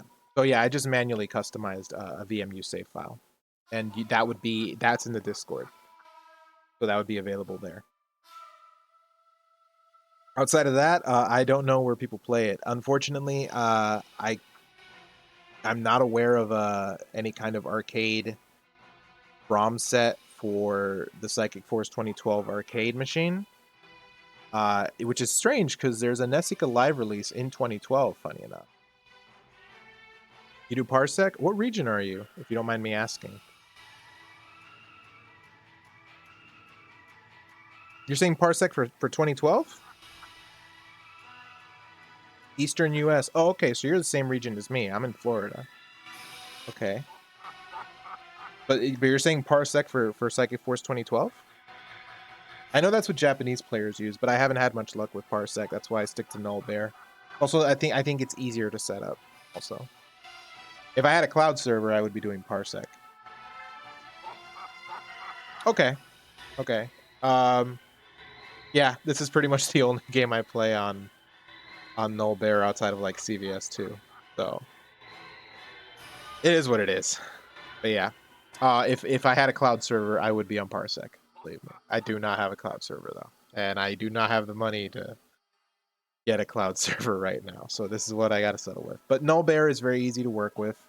It's very easy. That's another issue is Null DC can have basic issues with like controller setup. This is a Saturn controller, like PC Saturn controller, official Sega, and it has issues with Null DC. But so Bear allows me to bypass those issues. Oh, I played X. It doesn't handle very well though. I'm not crazy about it. It's pretty similar, but it's not. It feels slower. It has, I think, the same frame rate as Psychic Force 2, which is the PS1 port of 2012. 2012 feels faster.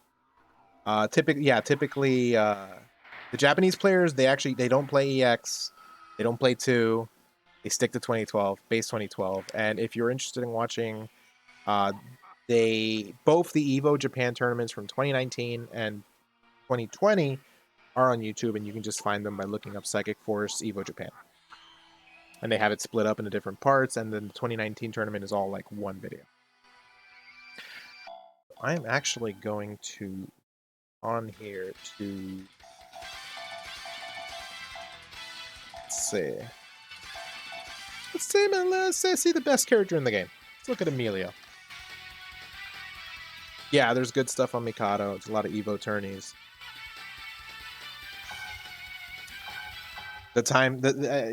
Mikado does, yeah. Japan still has a scene. The main reason I made the Discord was because the West in general, does not have like a concentrated spot for Psychic Force players. The last time anyone remotely talked about it in a significant sense was a SRK thread that hadn't been updated since like 2013, and I think it's still up there. Ready, go! Okay, Emilio, broken character in the game. I guess if Wong didn't exist, I guess pretty even. There is a Japanese wiki. It has a ton of info, and if you could translate that, That is that's the money. But Google Translate does a pretty good job with it. It's how I learned how to Sode Dash. Yep. There is a link to that in the videos I have, and there is a link to that in the Discord. Most of the Discord is just me posting links to relevant stuff and giving out resources. But yeah. This move here, by the way, the Sode Dash, I learned this from reading the Japanese wiki. You can cancel a neutral dash by inputting a slide dash and then immediately charging. Whereas if you were to cancel it with anything else, you see here that when you press a button, it sends you out. Also, look, I'm gonna try guarding after a neutral dash. I don't get a guard, but you can guard during the beginning frames of a slide dash. So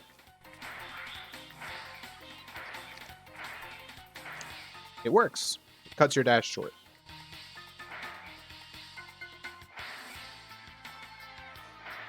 A little hard to get used to, but once you get used to it. So yeah, I think that's like the only advanced mechanic in the game, and they definitely do it.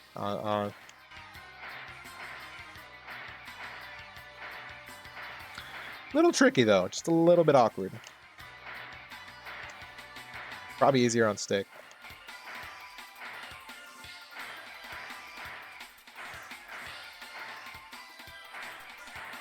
Oh, you can buffer it. It makes it so much easier. Oh yeah. Oh yeah, that's a lot easier than I thought it was. Okay. Okay. See, I used to just do it like instantly. Yeah, I literally learned this like the day I opened the Discord. When white does them. What do you mean, white?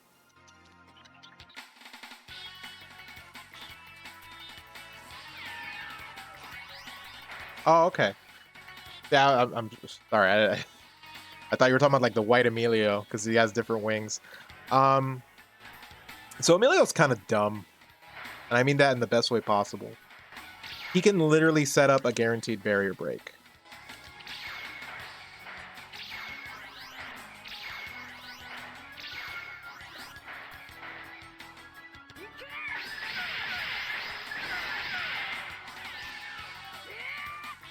He has kind of a slow barrier break.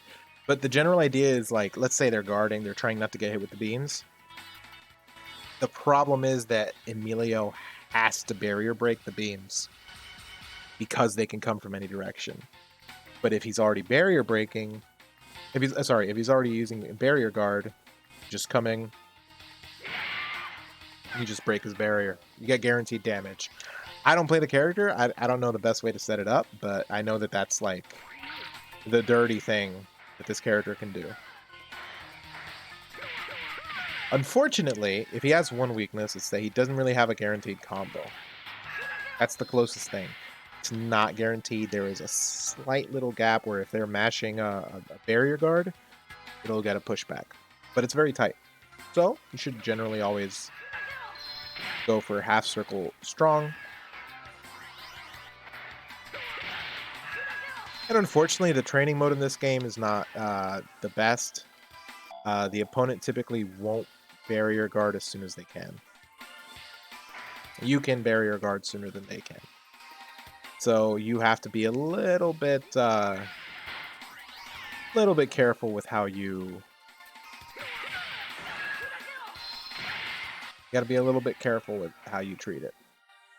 Yeah, character. Oh, he also has this thing.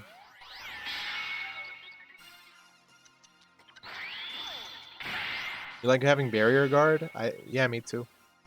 Doesn't have to have one though. The jerk.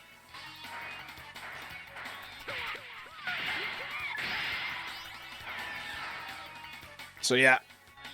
Let me see what else I can cover. That's pretty much most of it. Blitz, if you have any other questions, I'd be glad to take them, man. I'm here until... Technically, I'm here until 2 a.m. The Discord chat. I'm gonna be on stream until like 10, so you gotta be for like an hour more. No problem at all. If you know anybody else who's interested in the game, by all means, let them know about the Discord. Let them know about the stream. If anything, like I said, they can just hop in, take the resources, and hop out. They don't want to be around Discord or anything. Let me see what else I got.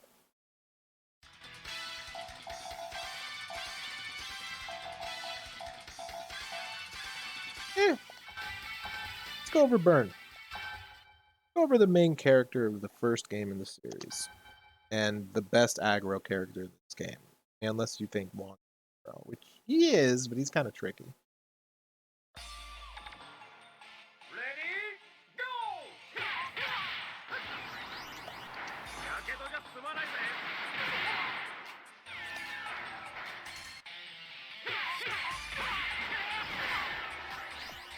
So, as long as Burn has you at the wall, he can just hurt you. He has the largest number of guaranteed combos in the game. All of light, light, strong. That's not even optimal. That's not even optimal. Now, this is optimal.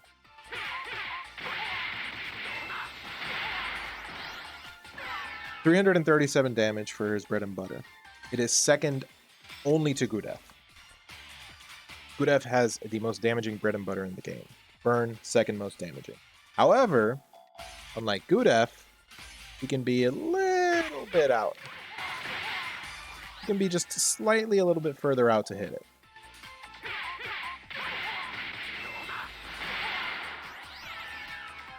$337, Jesus Christ. So going over his moves, he has the same back forward light as Regina. Triangle Heat is arguably the best move in the game. Has a huge hitbox. It lets you set up Oki. Now, I'm not saying it's foolproof, but generally speaking, whichever way he is facing is the way they will be pushed towards.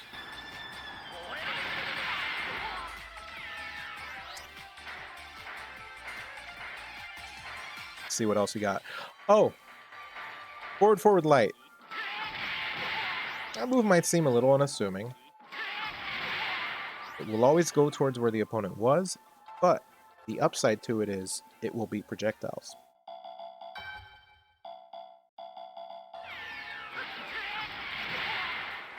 Go straight through him. Now, you have to be, you have to start it up a little earlier. I guess it won't beat Triangle Heat. I know I've seen it actually go through projectiles. There you go. Not Triangle Heat. I believe, yeah, it gives you a lot of time to follow through. Getting the dash up into throw is really easy too.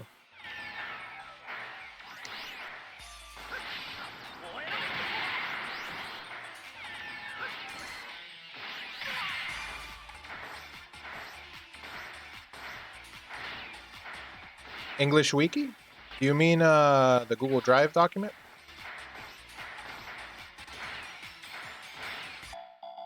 I didn't make a wiki. I probably should. No, I made a Google Drive document, so hopefully if they read that... Yeah. Look, as long as anyone wants to pick up the game and try it out, as long as I help anyone learn the game, that's entirely cool with me. That is the whole reason I did this. So, you know, thank you for checking it out. Thank you for joining the stream.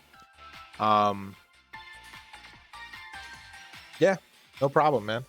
Thank you for joining. Thank you for taking the time. You have a good night. GG's. All right. So moving on.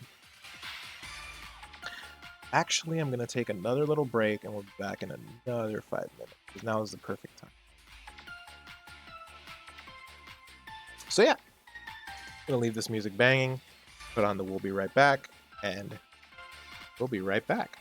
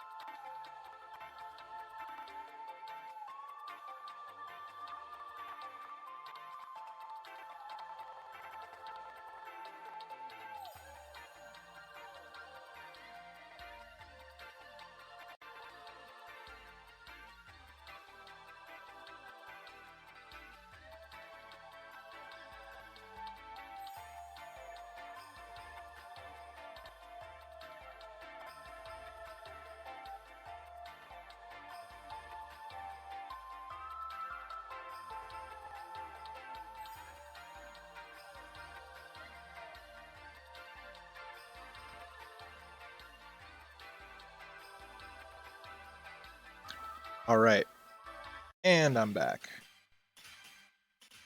So we've covered pretty much everything there's to cover. Trying to think if there's one thing I'm missing. I don't really think there is. So, stick around for a little bit more. See if I can't get some games. And in the meantime, I'll just chill here. Put it in training mode. Actually, no, let me switch the soundtrack. If we play Patty, it's gonna sound like shit probably, but you know what? That's a risk I'm willing to take.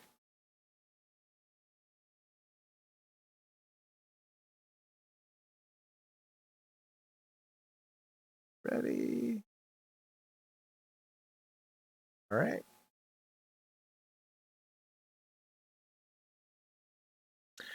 So in about 25 minutes, I'm gonna go over how you can set up for online play. I'm aware that I'm aware that it's a niche game. Doesn't have rollback, but because of the input buffer, it is a lot easier to hit your stuff than it is not to. So, for the sake of archiving all this information, we're gonna leave it up. Let's go to training mode. Actually, you know what? I have a better idea. Why don't we, instead of doing this, why don't we watch First to Five? Get an idea of like what high level play is. Set that up in a second. First, let's be in training mode.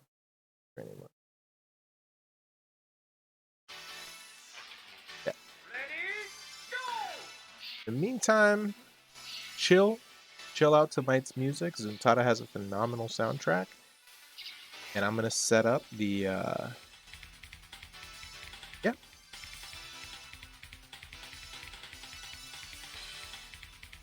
I'm gonna set it up. I'm gonna set up the good stuff.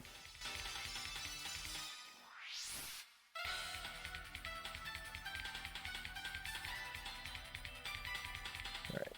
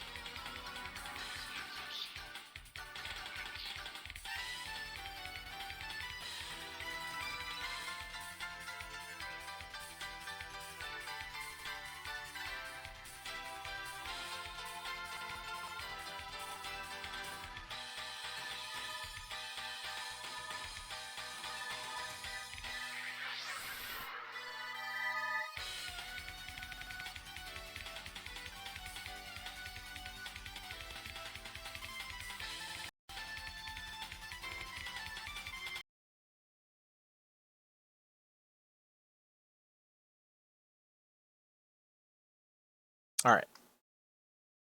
Let me just set this baby up. Give you a little bit of that sweet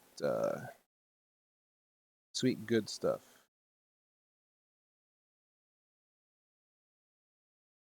There you go.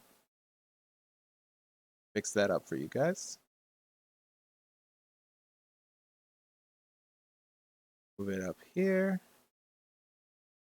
We are going to sit back, enjoy day 3 of this First to Five. Now, I actually uploaded this to my YouTube. The Japanese players gave me permission to upload the tournaments to YouTube. They have no plans on doing so themselves. Their words, not mine. So, why don't we appreciate this tournament going on here? Let's fast forward. Okay, so the first game here is Lucifer, who is a Emilio player, arguably the best Emilio player, versus Nu, or Nukun, Leave, who plays number of characters, but in this particular first to five, they are playing Keith. So let's turn down the audio just a bit and see what we got here.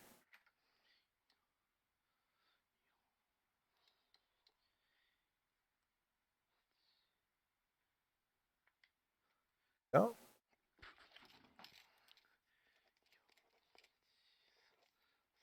Fast forward a bit.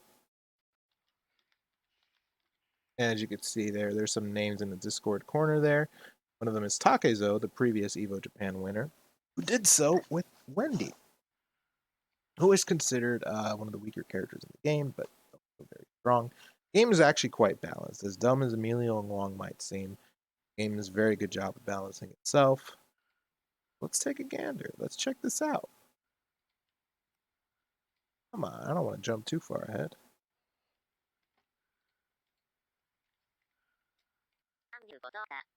Okay. Turn it down just a smidge. Alright. And they're about to start. So as you can see there, the number of sets is, there's 4 of them. These are all good players, right? So after Lucifer and New, we got Nokia versus Takezo, Burn versus Win. Again, Takezo is the Evo Japan winner. ALC, who is in the Psychic Force Discord, thank you for joining if you're watching ALC, versus ASM, playing Wong. So it's a Might versus Wong match. And then Rio, the finalist for Evo Japan 2020, versus Takun Papa, who is playing Genshin. So that's a Patty versus Genshin, 2 setup characters against each other. So I'm gonna forward again just a little bit. You can hear him loading up the game now. Let's have a good time.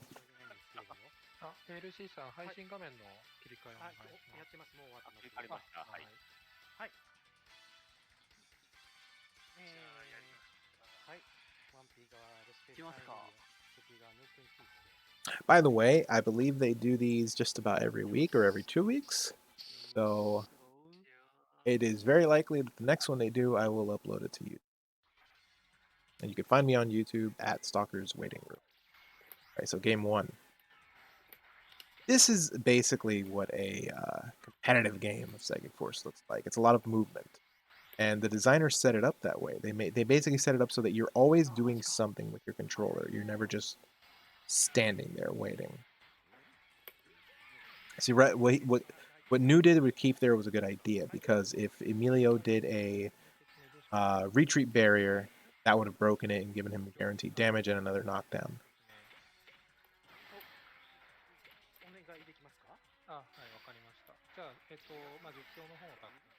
So one of the reasons Emilio's so good is when he sets up prisms, it's a very tiny window where he's vulnerable.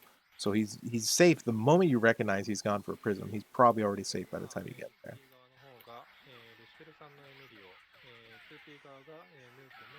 Very nice. He aimed the jab projectile, and that took the round.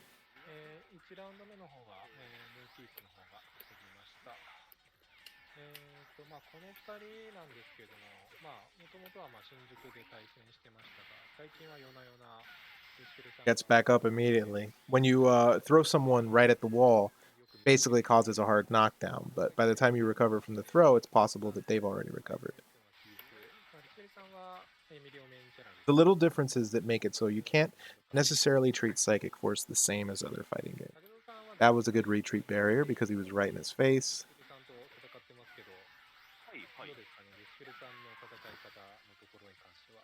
Alright, Nukun is about to pretty definitively take this set, but let's see if he can do something about that. Let's see if Lucifer can circumvent that issue. Of course, Lucifer playing Emilio, that problem's not going to be it's not going to be a hard thing for him to deal with. See, right there, he tried the unblockable barrier break. So if you do a normal guard on a barrier break, it'll beat it completely, and then you can just punish it with whatever. But if you know, that's the thing about those prisms. However many prisms Emilio has out, he can bounce off his reflector beam off them. A good retreat barrier. Not a good punish. 実際 TP ミリオ He should have dashed in. この前のなんだっけダイアグラムとかで出てたのはどうなったかな。 Sorry about yawning. I've been up pretty early today. My cat had a vet appointment.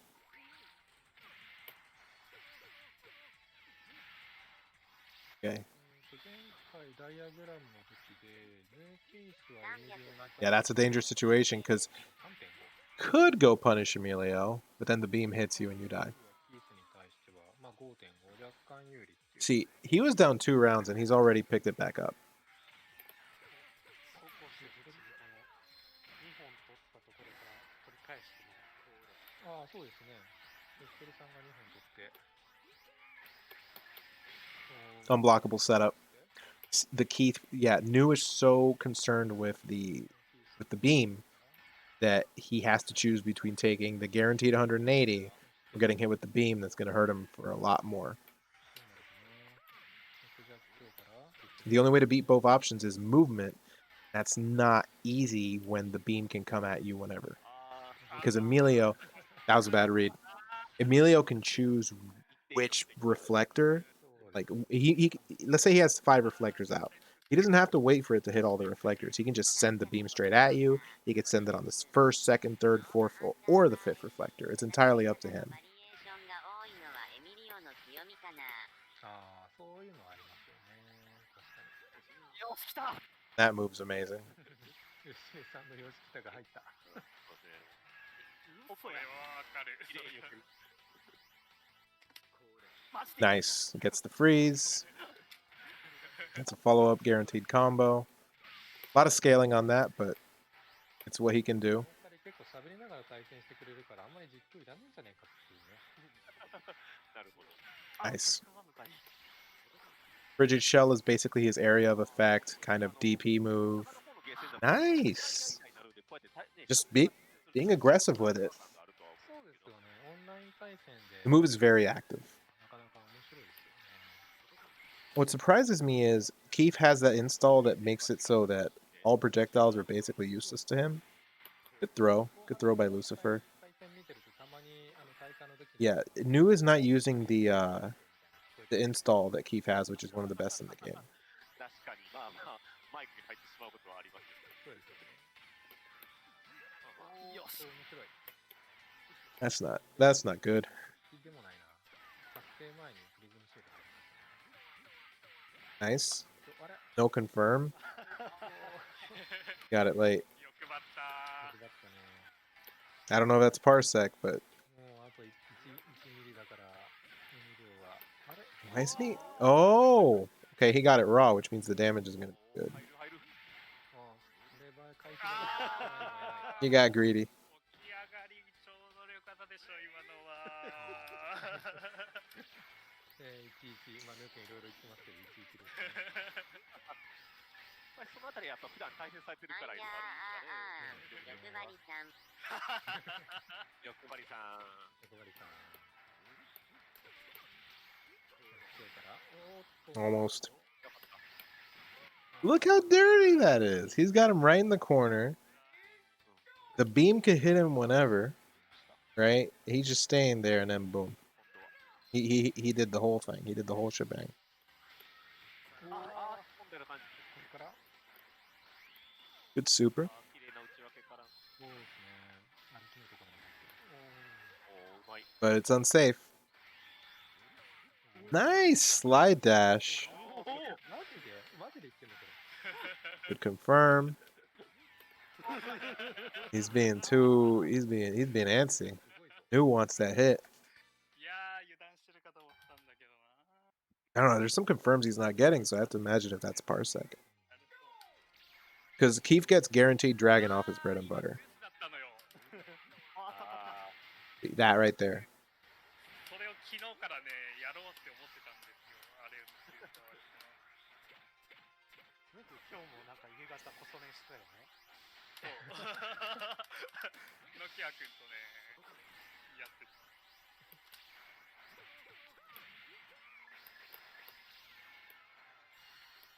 そうですね。ヌーケンも See, now he's got the install. 取れるようになったのか You should have been doing that from the start, quite frankly. But the problem with the install is if you get barriered, it just goes away. He got hit. But even if Emilio gets hit, beam stays out. It's part of what makes him such a strong character. But if you can hit him before the beam comes out, different story. Nice. He kept up the pressure.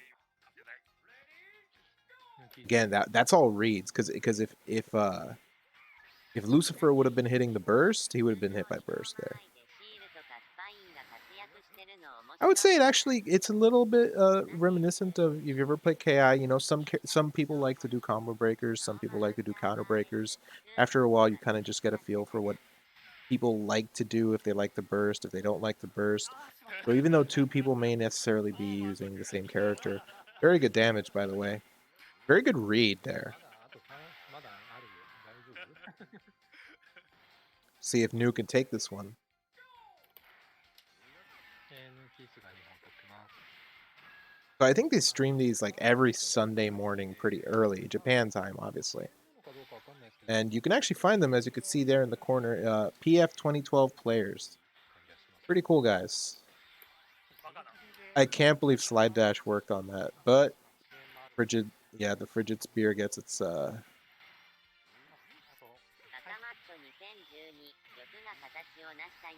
So that wall bounce special that Keith has is back forward light. It's a bit of startup, but it will track to wherever the opponent was last, making it pretty strong. Funny enough, it's actually quite strong against Wong because if he teleports behind you, it will go behind you and hit him. Nice. Right into Dragon. So Nu putting a number on the board. 繰り返してますね。どうですかね JoJo pose.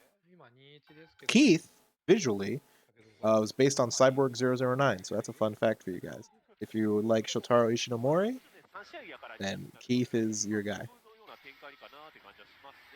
He aimed it right, he just... どちらが圧倒的に有利というのでもなく、そうですね。 Ooh! ヌー君ももうブリザードトゥースゴリ押しじゃないですか、これ。 Right there, unblockable setup. もうね、さっきからかなり決まってますからね。 You either take the beam or you get knocked down. やっぱりこういうのがうまく回転していくと、やっぱりキースも強いんだろうなっていうのはもちろんあるので、ね、こういう風に打っても Anu is playing a very, 入らないのであれば、 very risky game. Good job dodging it, though. 大技をこうやってかわしていけばというのであれば、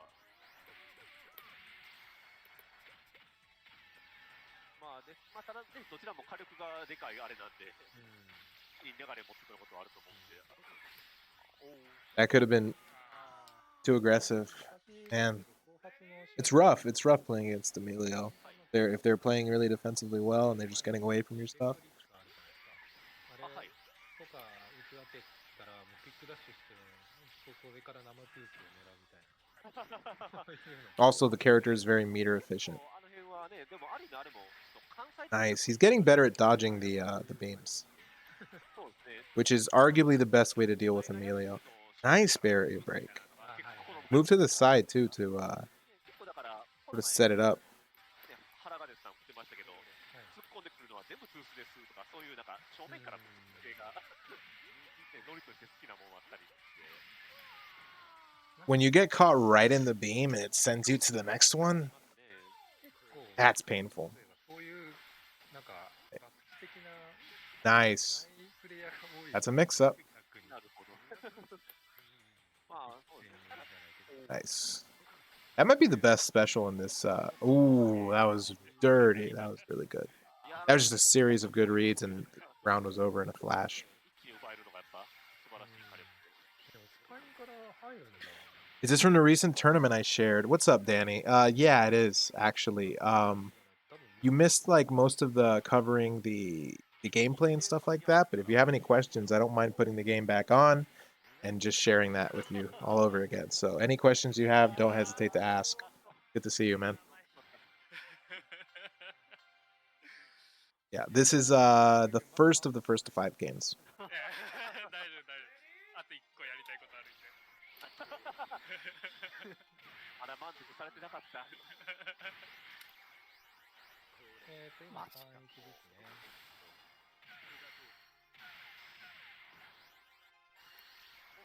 もっと一個何やりたいんだろう。これは出てからのお楽しみです。What is blocking like in Psychic Force? You have a number of options. You can do a regular guard, and regular guard will basically block any attacks in front of you, but it will not protect you from being wall bound. So if you're doing a regular block and the opponent does a strong normal or a psi move that has enough knockback, and the wall is behind you, you are going to be vulnerable because of the knockback, and they can capitalize on that. Now, you can circumvent this by spending a little bit of meter doing a barrier guard, which is simply you hold the guard button. You use a button to guard in this game. Hold the guard button, and you spin around the pad or stick or whatever you use to move. That'll give you a barrier guard. And as long as you're being hit, the meter won't drain. But while you're just in neutral doing barrier guard, it will drain. But recovering meter is relatively easy in this game. If you'd like, after this first to 5 set, I'll pause it for a second and we can go back to the game.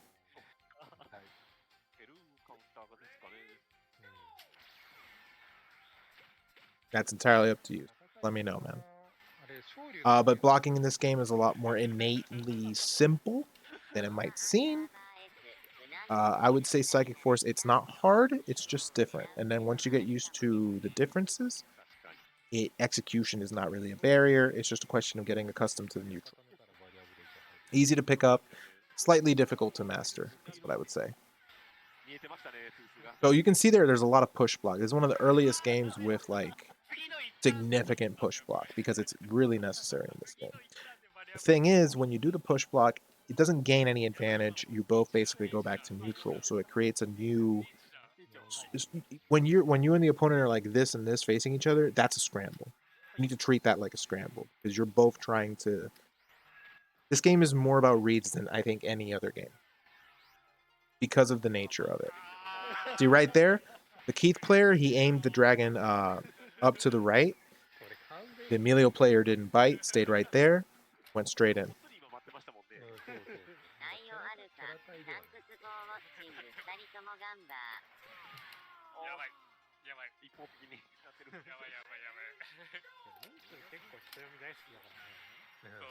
These two characters, I would argue actually Emilio does quite good against Keith does quite good against Emilio. But right here, Lucifer knows his stuff. Lucifer is really good with the character. Guaranteed combo. Blocks the burst. No punish though, got pushed back too much. Finishes it off with basic string. He could have punished that. He's not going deep enough. Depends how many reflectors he has out. I believe the maximum is 10? Could be wrong. I know he can send out a maximum. I know he can send out quite a few reflectors. Might be 6. I don't know. I don't play Emilio, but it can change trajectory as many times as you want it to. Let's say you have 5 reflector shards out, right? It'll go through all of them until you press guard. When you press guard, the next one will go straight to the opponent. The other thing you can do is you can choose which shard it goes to. So it's entirely up to you. The player is the one who decides when the beam goes towards the opponent. The issue here is that the Emilio player is not giving Lucifer is not giving New the time to set up Keith's install, which nullifies projectiles. Right there. A lot of doing well with Emilio is recognizing when to let the beam go and when to just, keep it hanging back. Emilio, of course, also, you missed it, but he has unblockable projectiles. So that was the first to 5 set. We can watch the next one if you want, or I can hop into training mode and give you any information you want. Up to you. The next match is Nokia, who's a Burn player, versus the EVO Japan 2020 winner Takezo, who's using Wendy, who is the hit and run character of the game. タッチョさん8880 Let me fast forward a bit. 7件11 88880なんかボストリート行く連携を回ってた。じゃあ、 7件11超火力キープかっこよかった。まず、コメントいただきましょうかね。 By the way, I hope you like the layout I got. In case you can't tell who I'm excited ワンピース for in KOF 15. はい、じゃあ、竹蔵さん、ワンピーの。ワンピー竹蔵さん？いや、多分こうごめんなさい、またずれてたっぽいけれども、あ、じゃあ了解了解。進めれるなら進変えとくね。めましょう。ははい。とりあえず、ですね、武道です。ですね、ノキアさんとは一度新宿で対戦させていただいたんですけど、その時にね、ちょっと勝てなかったので、まあ、今日はね、改めて戦うことができるというのがすごく嬉しいので、頑張りたいと思います。はい、じゃあ、2P がノキアさん、コメントお願いします。はい、ノキアです。さっきの戦いでヌー君がね、ちょっとネタに発して I たんです appreciate け that. どもちょっと自分は It's up to you. If you want to have a better understanding of like game mechanics, I was planning on being here and streaming until 10, but I'm gonna be in the Discord until late at night. So if anyone, if you want to jump in after the stream and do just a general chat, and I can just cover the game with you, we can just do like a one-on-one. That's cool with me. I was gonna be here till like 10 or 10:30 stream. How's the stream, by the way? Looks good. Looks all right. まずウェンディが地形効果でマイステージ。さあ、それはね、こう予想を返して、おっと、バーンが火力で負けてってる。いやー、ノキア君ここからガン攻めするからどう？ガン攻めしちゃうとね、やっぱ逆パンチの発生速さって結構でかいよね。 But yeah, in case you can't tell, between this match, さあまず1ラウンドは a lot of this game is movement. A lot of it is movement, and a lot of it is confirming into good damage and knowing what your best options are at a given time. There's very little that's guaranteed. 入るな。結構ね、ザクザク強のバーン。 So I'm gonna go over what Nokia is doing right here. So Nokia is playing Burn. Burn is the aggro character of the game. He is the I get in and I hit you character of the game. He's very simple and basic to play. He has weak zoning. However, he can get in whenever he wants, generally speaking. He has a very good mid-range zoning tool, which is Triangle Heat, which is one of the best moves in the game. いやお互い分からんくなった。おっと。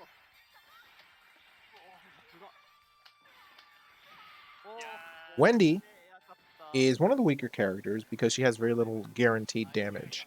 However, she has the best mobility in the game.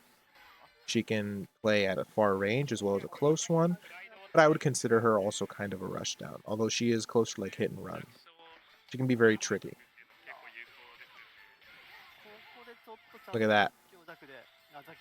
That's probably not guaranteed, but it is sick if you get it. And even though her stuff isn't necessarily guaranteed, she can do very good damage. She has a pretty solid moveset. ちょうどお互い突進の時にウェンディが勝つみたいなそうですね。展開が。 Burn is top 4, top 3. Wendy is bottom 3. So if you want to get an idea of the balance of the game, it's a pretty good indicator. このまま気合い切ってください。あった。おお、ダンスをまとう。おお、今いやさあ、お互いザクパンチ勝負っていうのがもう似合うぐらいの対戦の展開なんです。 No problem, man. I'm actually going to re-record those when I get a chance. Those were a little bit, haphazard, so I need to update a little bit of information. 確かにね、スライドしてバリアで One of the things I love about this game is the whole the health and meter. They share a bar, basically. が入っても。 It's an innate comeback mechanic, but it doesn't feel like it's overbearing. なんだっけ、バーンの弱弱強が150ダメージなんだっけ。いいダメージなんだよね。そうなんです。まあまあなものです。ここからね、ゴッドメイクスがあるんで、またコンボでのダメージが痛いっていうのはバーン。でそこをベンディがちまちまダメージを重ねていくっていう感じだね。 That's a very good throw. あ、おっとここで Guaranteed damage. バーンがいいダメージいやね。ー、それ、 You tried to get a throw, I think. ダメージがね、重ねなんですよってばっかりね。 Okay, so Nokia right here is kind of dancing around. Went for a safe special. 長いからね。いや、いらんことした。おーっ横までな。と Isn't respecting the tornado, which is definitely an option. You don't have to respect the tornado. It can backfire though. 話で言ったバンタルね、さっき出た。さっきとは状況変わって、2ラウンドバーンが選手。 I guess I would say, if you're interested in the game, just pick an archetype, pick a type of character you want to play, and settle for that. やっぱりこう、お互い噛み合う時を少しずらしてきた感じでね。おっと。ここの反応が大きく早いんだよね。弱小が早い。さあ、これで、 If you want to play aggro, Burn is a great character to go with. いや If you want to really play aggro, you play Burn. If you want to play up close and aggro and not so much like Unga Bunga, go other characters. But Burn is really good. Very, very good. スラッシャーが輝くよね、バーン。 Went for a throw and it whiffed. そうですね。逆にそこ Again, it whiffed. クラッシュ読み切って Burn's throw animation is very nonchalant. Like if you're not familiar with it, it might not look だいぶ too good. あ、さすがね、プレイにちょっと長いから。いやあるんだね、こういう状況がね。ノキア君イケイケじゃん。 Went for the basic one. I would have gone for triangle heat. I'm not seeing enough triangle heat. 強化、プレイについて。 That is the coolest move. 最初クラッシュアウト入っちゃうんだよね。 Oh, he tried to punish the teleport. Yeah, Wendy has a teleport. ああもったいない。これなんだよな。そう、スライドからの反撃。 Phoenix. このフェニックスが痛い。つい出しちゃうんですよね。まあ、そこはね、丁寧に進んでいくっていうのが格闘戦の基本だから。 Burst. おお、そう、そこ。今の投げられないんだ。危ない。投げられないんだ、あれ。あっと。 Just chased her down. 一番出てくる。ほんと、お互いギリギリ、火力は全然違うのに、内緒ギリギリだよ。おすごい、珍しかった今。あ、やる。いや、うまい。今のは僕も食らう。あんなことされた。やったー。おあうまい。そう。 He hesitated on the bread and butter. 壁を背負いたくない。なんか言ってた。 体が勝手に。 Okay, so you'll see there when he hit the basic strong projectile, it bounced back and caused the wall bounce. おー面白い But the next one was barriered, preventing that situation again. あと1、そう、意外 And of course, the jab projectiles don't really bounce you back, とここで、 and you can neutral dash through them. But they're still useful. They still have their strengths. やっぱ壁背負わすなんぼってとこあるから、あ、危ない危ない。結構あんまりね、こう壁をどう位置つけるかとか考えなくてもあるよね。そうです。前へ前へみたいな。ダメージいった。そう。内面さ、ハイパーチャージするじゃない Too aggro. 10%ぐらい。特にバーンだと、なかなかの火力よ。そう。 I hesitate to even say this game has something like 50-50s because a lot of it is like just knowing, not even knowing, like guessing what your opponent's going to do or what they're going to go for. You could certainly play reactive, but playing proactive can be very good too. バーンだと、どうして Some も people just don't do well with being overwhelmed. フェニックスから You definitely take advantage of that. Some people don't do well with patience. You could certainly take advantage of that. そうね、余計な For example, one of my favorite things to do is a basic frame trap. I'll do a basic string, they'll block it normally. Then I will do a late cancel into a special that will catch them because it has really good startup. That move's amazing. 勇気あるね。今のはね。おっと、壁背負った。そこね、ここで、あった瞬間のザクパンチの硬直にコンボフェニックスが痛いんだ。竹蔵あさん、おおっとこ、 Dirty. バーガーが2試合選手取りましたね。さあね、格闘技だと言っても Good slide dash into triangle heat. Into super. That's not optimal, but it does look cool. Nice. Frame trap right there.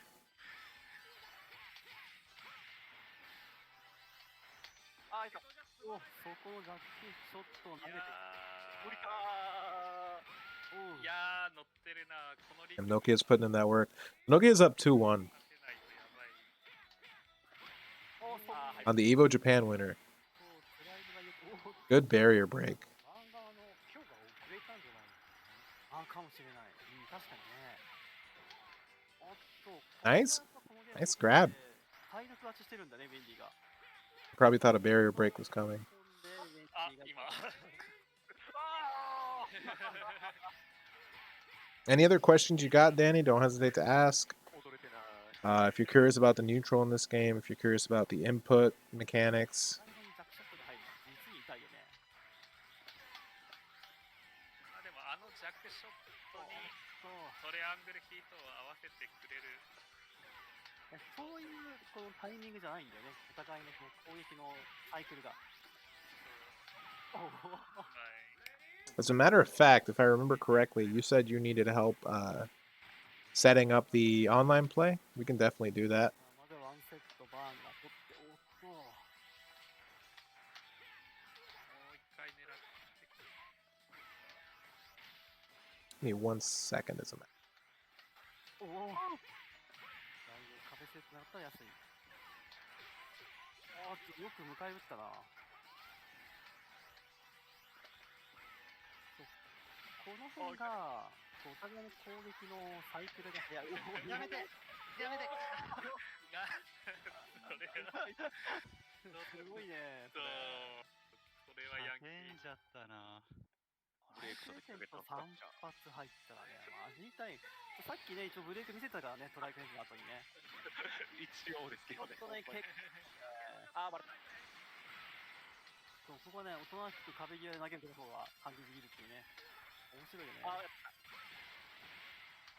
さあ、2セット攻撃を食らって体力があとワンチャンスにまで持ち込まれました。 You got Bear installed in the round downloading. You still need Radman. You're already ahead of the curve, right? So Radman is probably the easiest part to install. Let me actually help you out with that. Okay. You are going to download Radman from radman-vpn.com. It is a free... I'm going to explain that. So Radman is a free VPN that is used to join servers that people use. NullDC Bear has, I think, 5 different servers you can use. If you're ever going to play online with someone, you just hit them up, you tell them what server you're going to be in, they'll join that server too, and you can set up on NullBear. There are further instructions on there should be instructions on the NullDC Bear download page.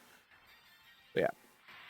Once you set that up, I have actually created my own VMU file that has all the saves that come with NullBear, and it includes, along with those saves, a save of Psychic Force 2012.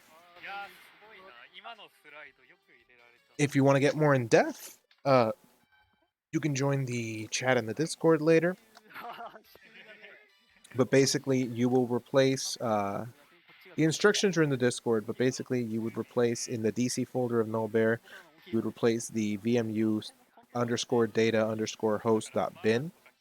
You'd replace it with the one that you download from the Discord. And that will have the 3 hidden characters unlocked, those being Wong, Keith, and Burn.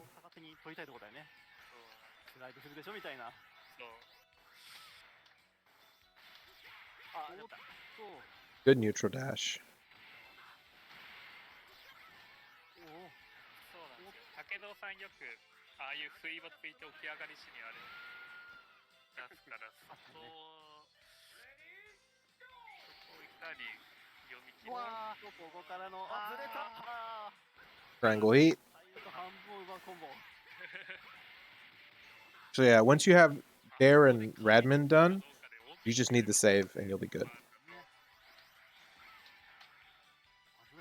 And the save, honestly, is it's more for you, because as long as you're playing with someone who has the save, if they're hosting and you do the null DC with them, you should be fine. Yeah, you don't have to unlock the characters. You can if you want to, but you don't need to. Just set your buttons once it's ready. And yeah, the great thing about Null is you can just download your stuff そうこういう whenever you want. たまに It's got the Wendy install. So that install makes Wendy the fastest character in the game. Good throw.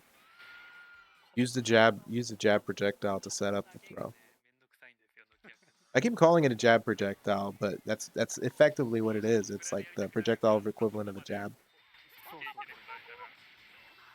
そう Good confirm. 置かれると結構辛い。 Even if she gets hit, the tornado still goes. ねえおーっと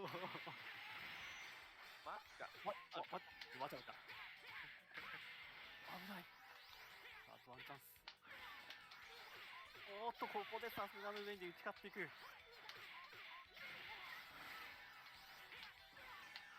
さあ何回チャンス奪っていくかおー I don't know what happened there. ここで投げを That should have been a throw, but the slide dash beat the throw? Even though the slide dash beat the throw? あ実際 Complicated. こういう近距 Just a 離 little bit. 短い距離のスライドとかに持ってかれてるところはあるからねそうですね。 I'm gonna be up late covering this. これはどういうこと？太陽アルファ抜けた。ああ、入った。 Right, so this is set point for Nokia, I think. Yeah, set point for Nokia. So Takazo has to stay alive here. おーっと端っこが当たったあの角の位置は結構いい場所だよねさすがにコンボキャンセルかフレームシュートは食らいたくないさあ着地にダメージを重ねていく Good burst. 危なあ Another good burst. さああとワンチャンスをあでまずは奪うそして Alright. ちゃんとダンスをまとう戻れた Still set point. いやー、出しちゃいこれ間に合わないやっちゃいますよね、今のは。まあね投げ反対でもあるけどねおっといつがったあ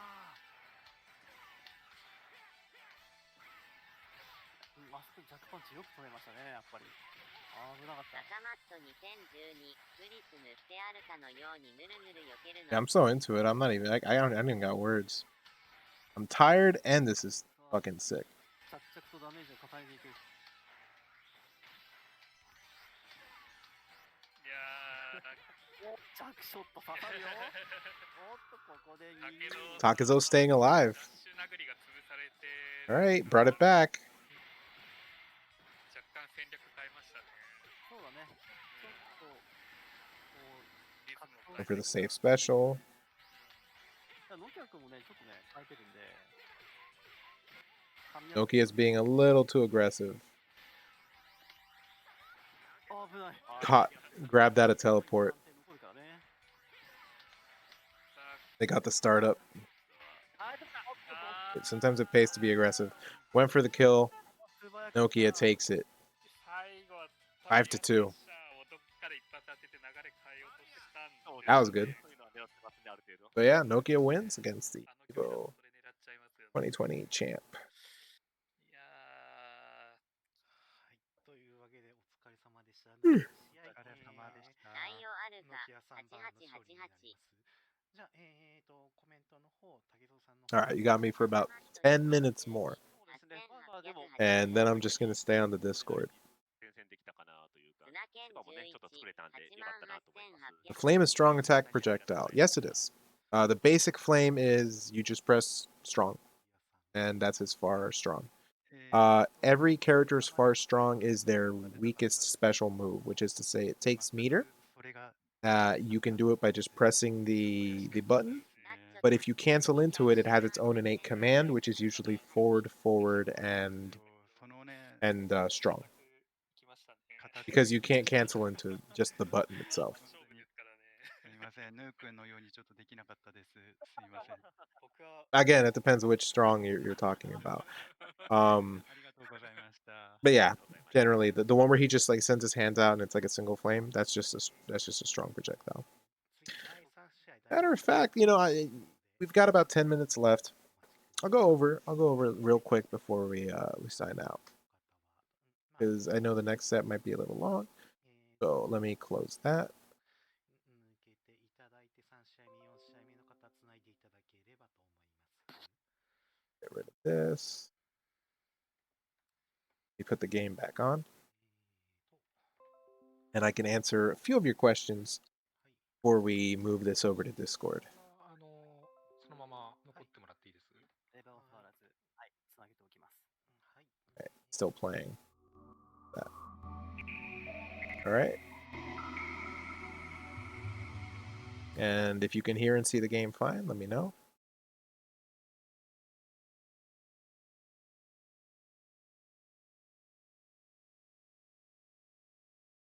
All right. Hop into training mode.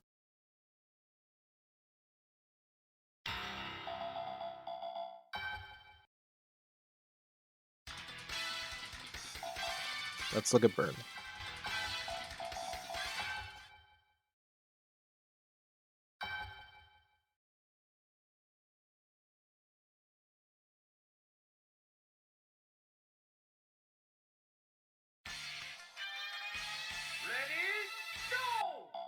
Have the button display on.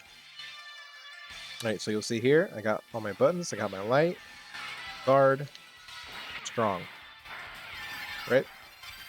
So, Burn's typical bread and butter combo from up close is light, light, strong. And that last strong is cancelable. So whatever you buffer and then press during that strong will come out. But the problem with the proximity normals in this game, far strong and close strong, still far strong, and close strong are two different things. So how do you combo into a far strong from a combo? Simple. Forward, forward, strong. And some characters, that's what they have. So that's a basic combo, right? But that is not his optimal combo. It's not his bread and butter. Burn has the most combos in the game. His best combo is light, light, strong. All right.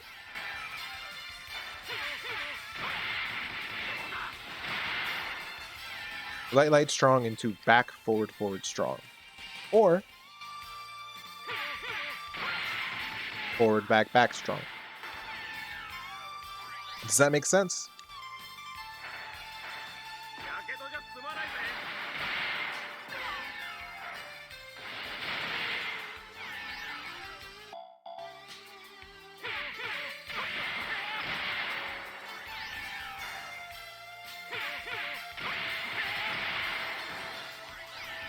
Because of the 360-degree nature of the game, whenever you do an input, it'll work no matter what direction you do it in. So a half circle light will work forward, or backwards, or down, or up, making execution pretty trivial to get used to it. If you feel you're going to have an easier time with a back, forward, forward, or you could do forward, back, back, up, down, down, down, up, up. And as you can see, with the button inputs, yes, what that means, so let me give an example. This is his back forward, called Eruption, I believe. This is forward back. Same move. Literally the same move, right?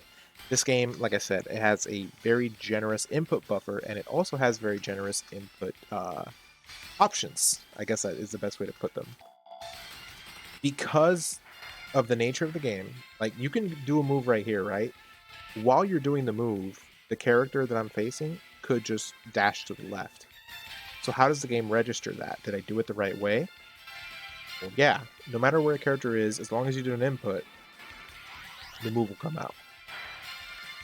Now, the move might still be dodged, but you don't have to worry about the move actually coming out, because it generally will. Yes, that's a good way to put it. Generous input interpretation.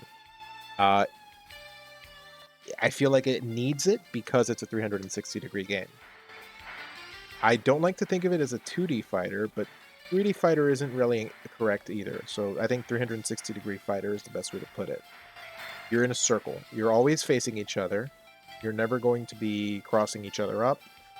You're going to be whiff punishing, and you're going to be doing reads. You could aim your projectiles, same thing. So what you do is you'll do the motion and then you'll press you can like mash it, you can hold a direction and then press it again. Right there. You'll see I pressed it twice, but I'm holding the button down the whole time. That's a good way of putting it. Like I said, you got proximity normals. Close light. Close strong. Far light. Far strong.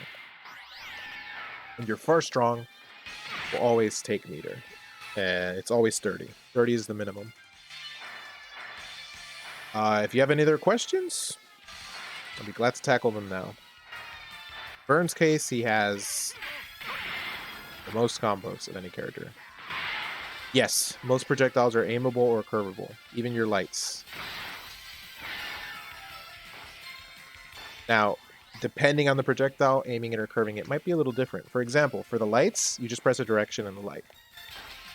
For the strong, you can do the same thing, but I find it easier to press the button and then double tap with the direction.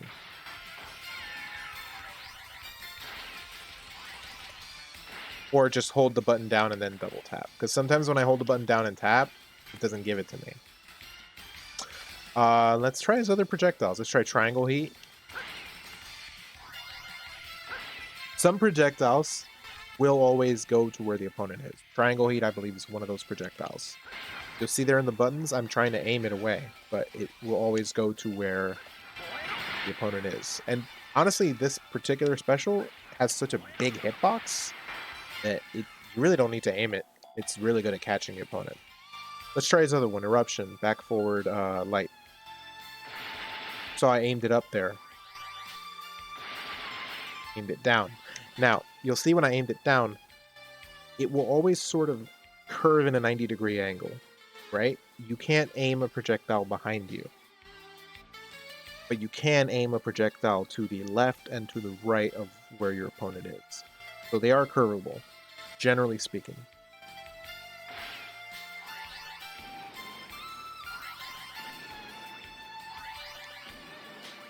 Yep. Save.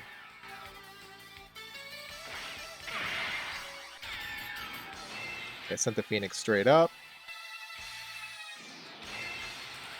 Some projectiles, however, are just not aimable. Let's see if I can remember one that applies to.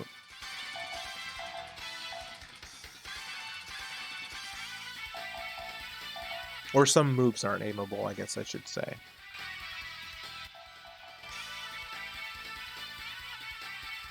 Emilio actually has a move that is a good example of this. No, let's do Setsuna. Setsuna has every projectile you could want because he's the most pure zoner in the game. The farther he is from you, the stronger he is. So he has projectiles you can aim. He also has projectiles you can't aim. Okay.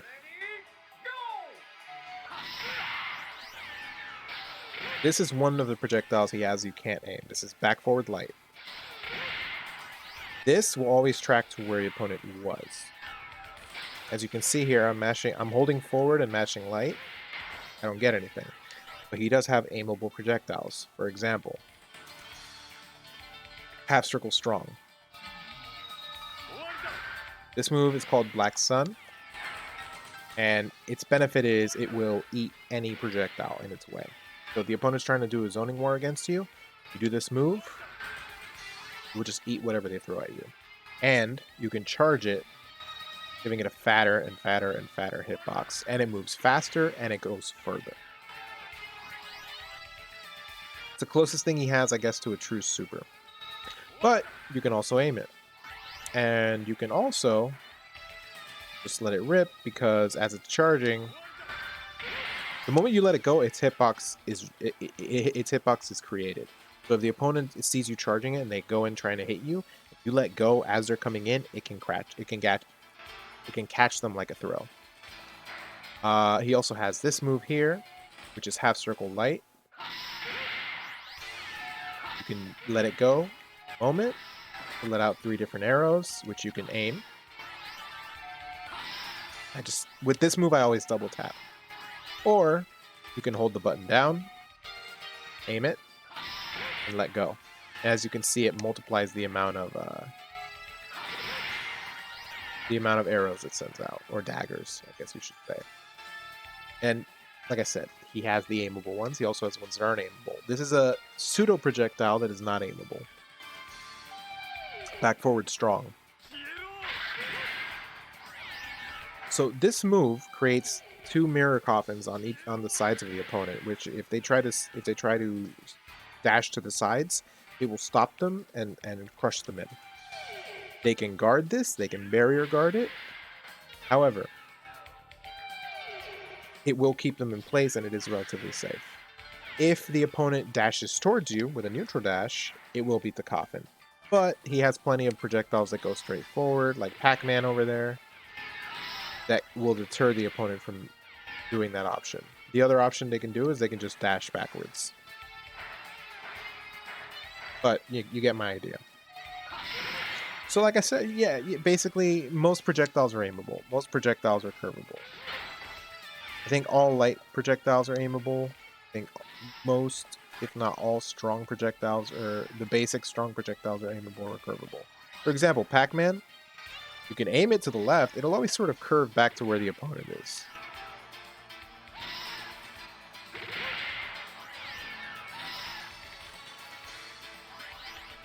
Does that pretty much cover all your questions about it? In terms of projectiles?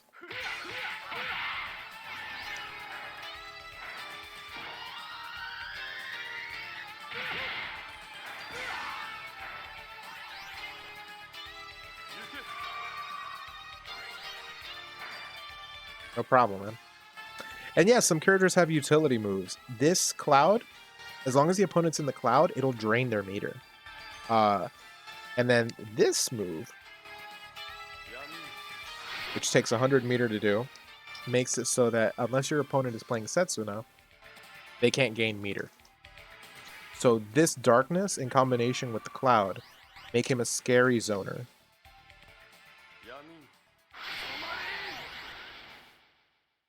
And if they have 0 meter, that basically they can't barrier anything. They can't retreat barrier. They're kind of just at your mercy. But yeah, that's the basic gist of it. That is how projectiles work in this game in a nutshell. If you have any other questions, let me know. I'll try to answer them before I hop on the Discord.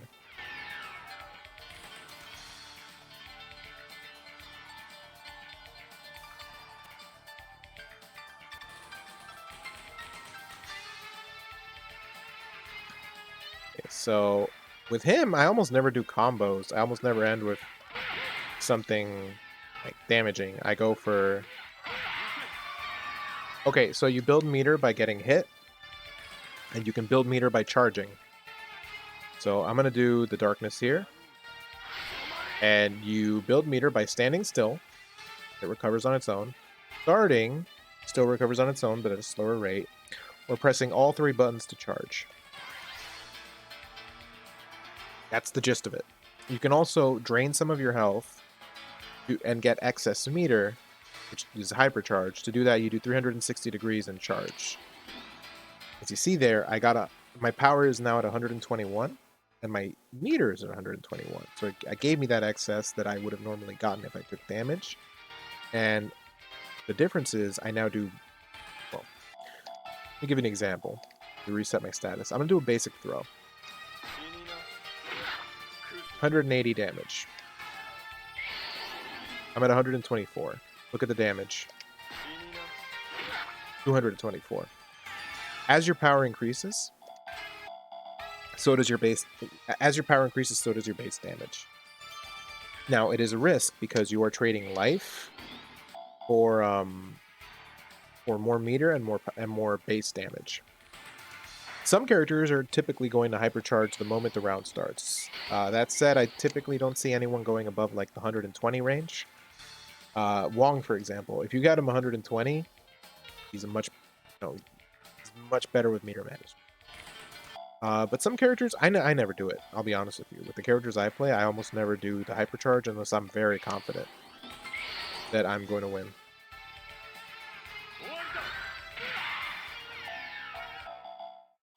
I'm going to do Black Sun, uncharged. 300 damage. Hypercharge, 122, 367 damage. So that's like a 40. That's, yeah, 67%. Yeah, 67%. That's a 67 damage increase from 300 to 367.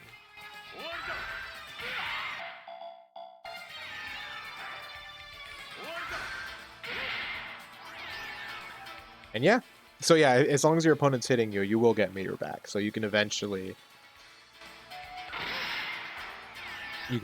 guard stuff. It's the closest thing he has to a combo, and it's barely a combo. He's cool though.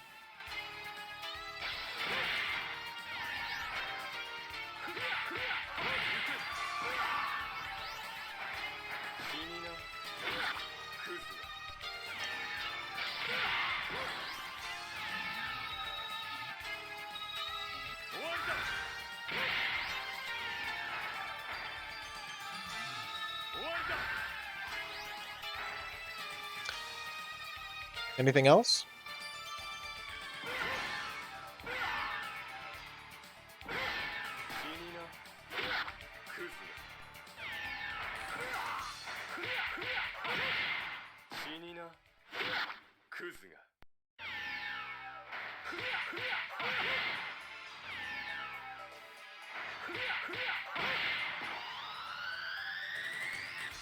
That grab. Do escape barriers have counterplay like a burst or alpha counter? You mean retreat barrier? You mean this? Hold on.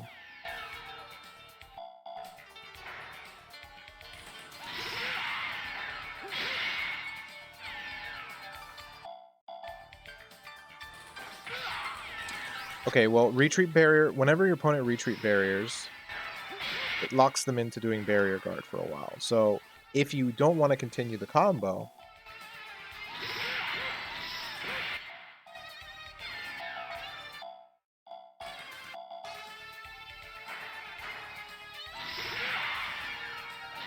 hold on. Now, let's say you do continue the combo, right? If I wanted to continue the combo and they retreat barrier, I lose the opportunity to retreat barrier. But let's say that they know I'm going to go for something. They know I'm going to go for something, and I'm close enough to get that. So that is... Sorry. Because of barrier break,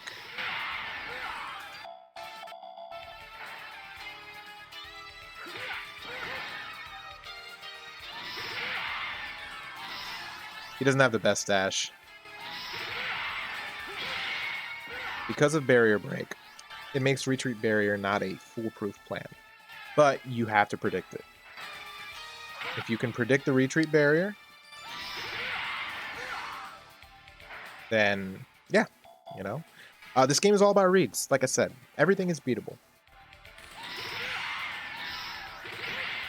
Now let's say that they don't retreat barrier, they're just gonna normal guard. Unfortunately, I can't set... In training, you can't really set the dummy to block as soon as possible, but I'll give you an idea.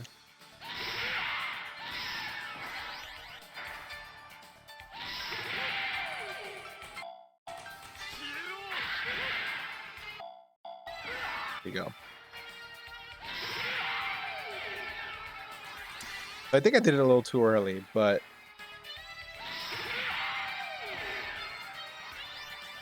Hold on. I know it works.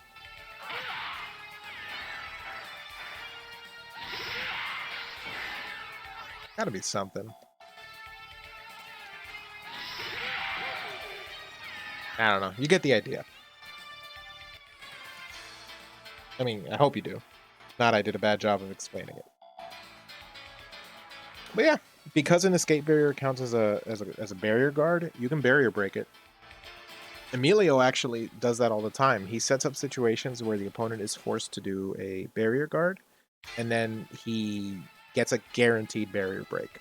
So it's a guaranteed hard knockdown and 180 damage.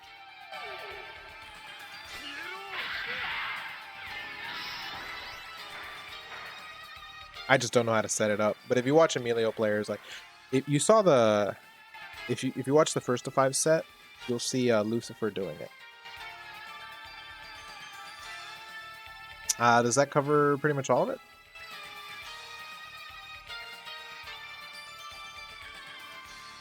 Switch to another character, because if you have more questions, it might be easier to explain with a character like Regina, maybe.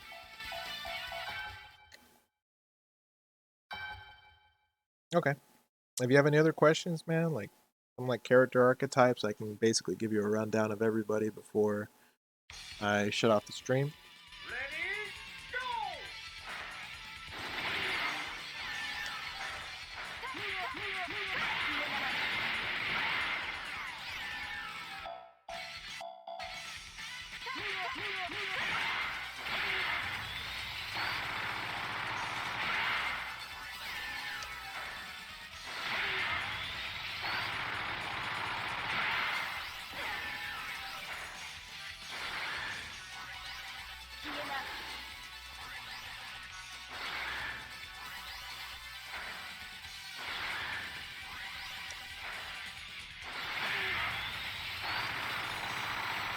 All right. So last thing I'll show you is a quick character rundown. And I think this pretty much will cover everybody. Would you like me to go through like a tiered rundown or just go through archetypes?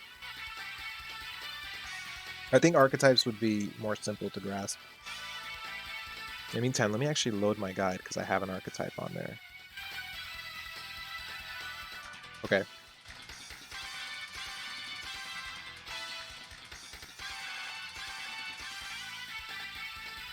All right. So, aggro. The most easy aggro character to explain is Burn.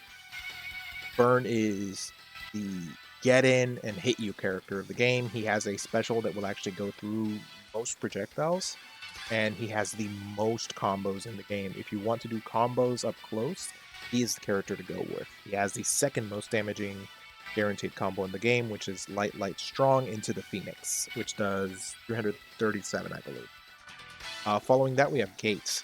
Gates might seem like a zoner at first glance, but he actually does very well up close thanks to a special he has that kind of like locks the opponent in place, and he can continually abuse that. It's very strong. He does have some zoning capability, but the thing about his projectile stuff is it actually works much better up close than further away.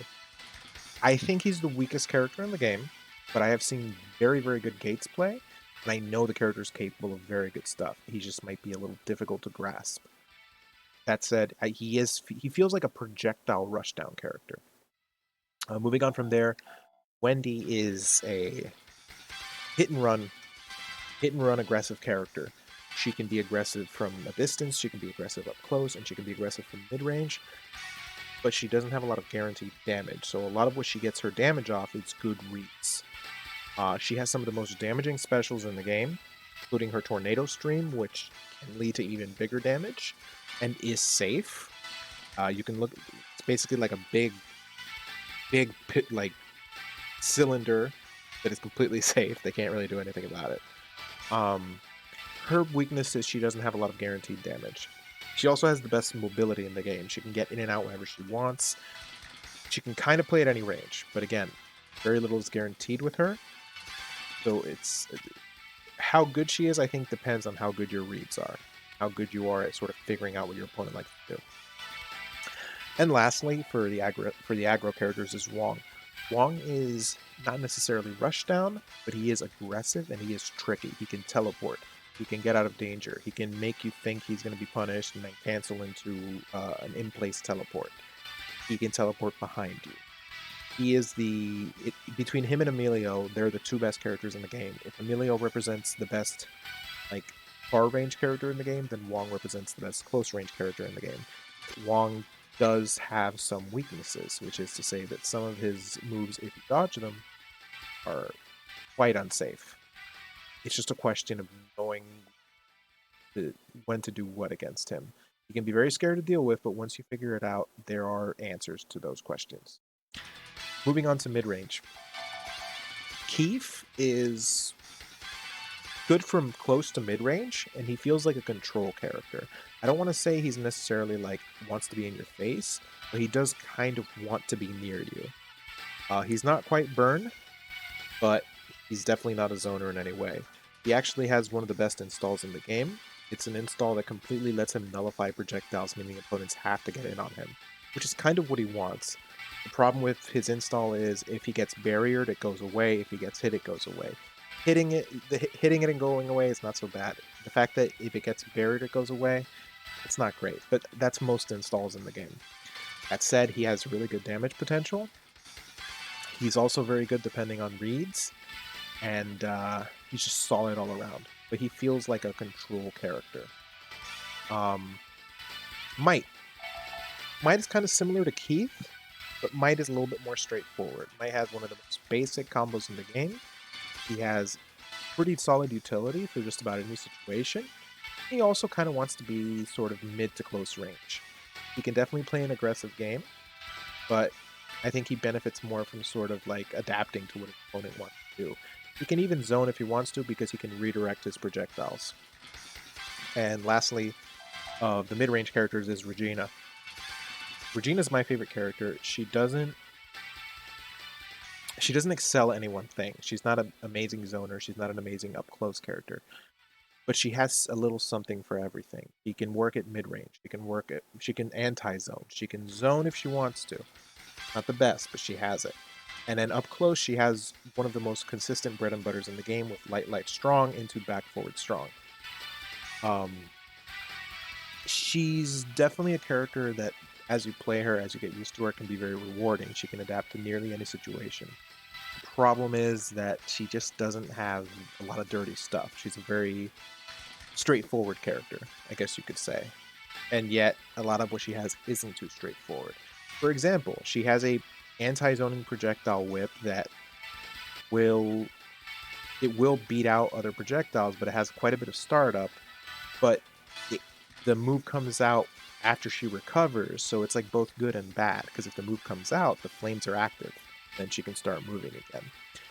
You'd have to see it to understand it, but basic gist is like she's a mixed bag, but she's a really interesting one.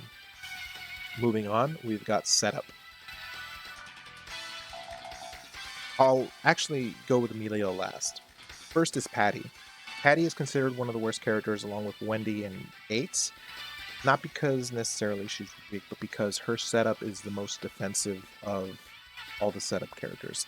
She's not particularly good on offense. She has some of the weakest up-close stuff in the game. But if she can set up her notes, she becomes an oppressive wall that can control the entire screen.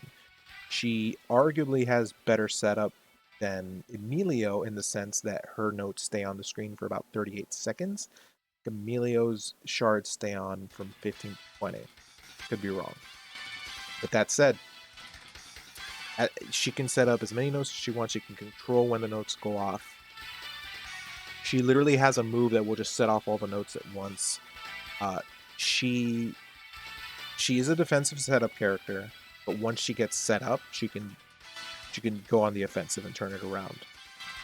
Her weakness is she kind of has to take like one round setting up, and she can't really be aggressive. She shouldn't be aggressive, but that doesn't mean she won't be, you know? Let's go to Genshin. Genshin is the trap character of the game. He's not quite Testament, but that's not to say he's bad.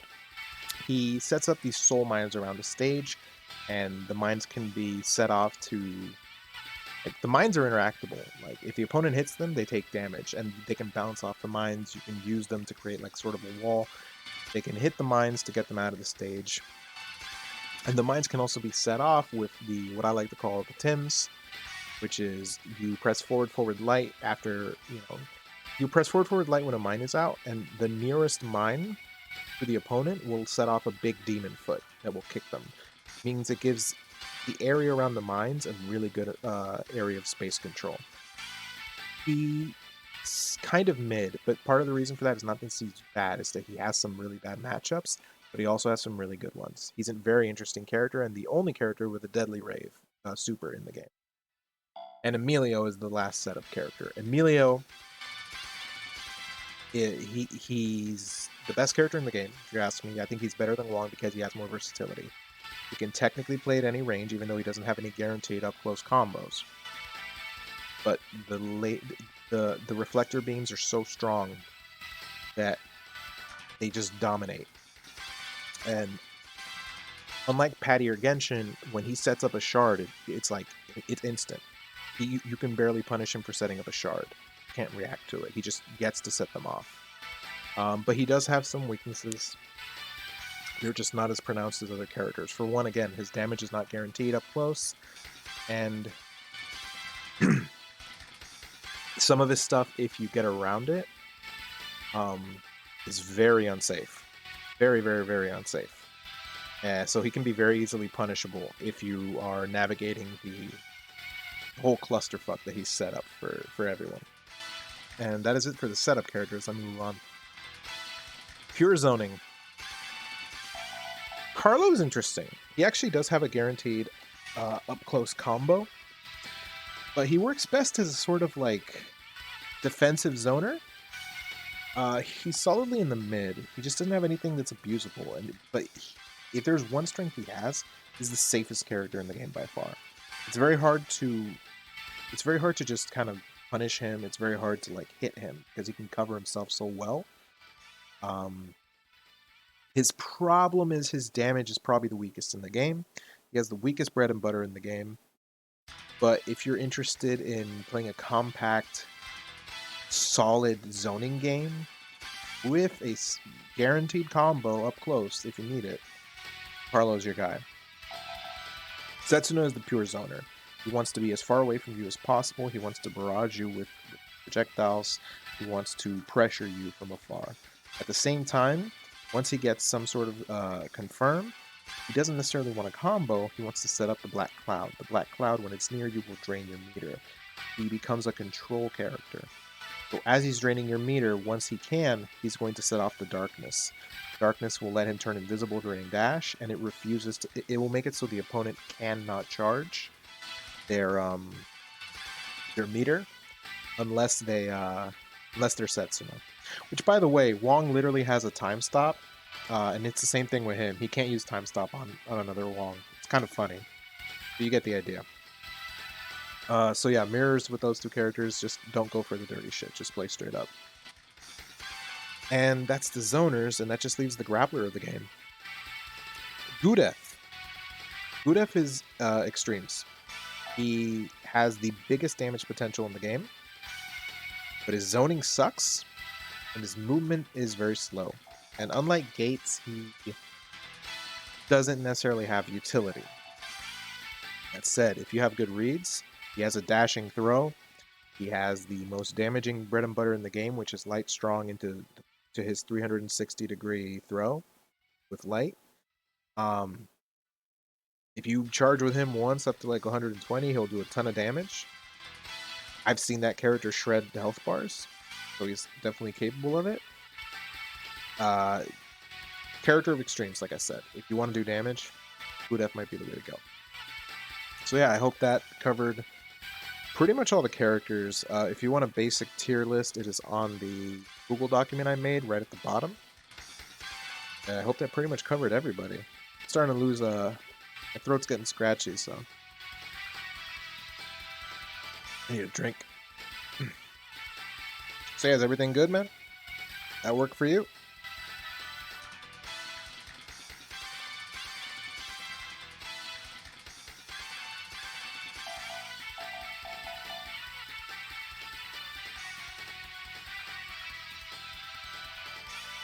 No problem, man. Alright, so I'm going to shut off the stream. I think that pretty much covers most of the game. I've been streaming since 8 p.m. No, 7 p.m. Jesus. I think so. And for anyone watching this, because I'm probably going to upload it to YouTube, if you have any questions, I will have the Discord link in the description, and you can find pretty much everything you need down there. So you guys take it easy. I'm going to hop back on the Discord. I'm going to be in voice chat, and if you guys need any help, join in tonight. I'll be up until 2 a.m. Got no issue helping anybody who needs it, whether it's doing the setup or anything like that. So take it easy, guys. Have a good one.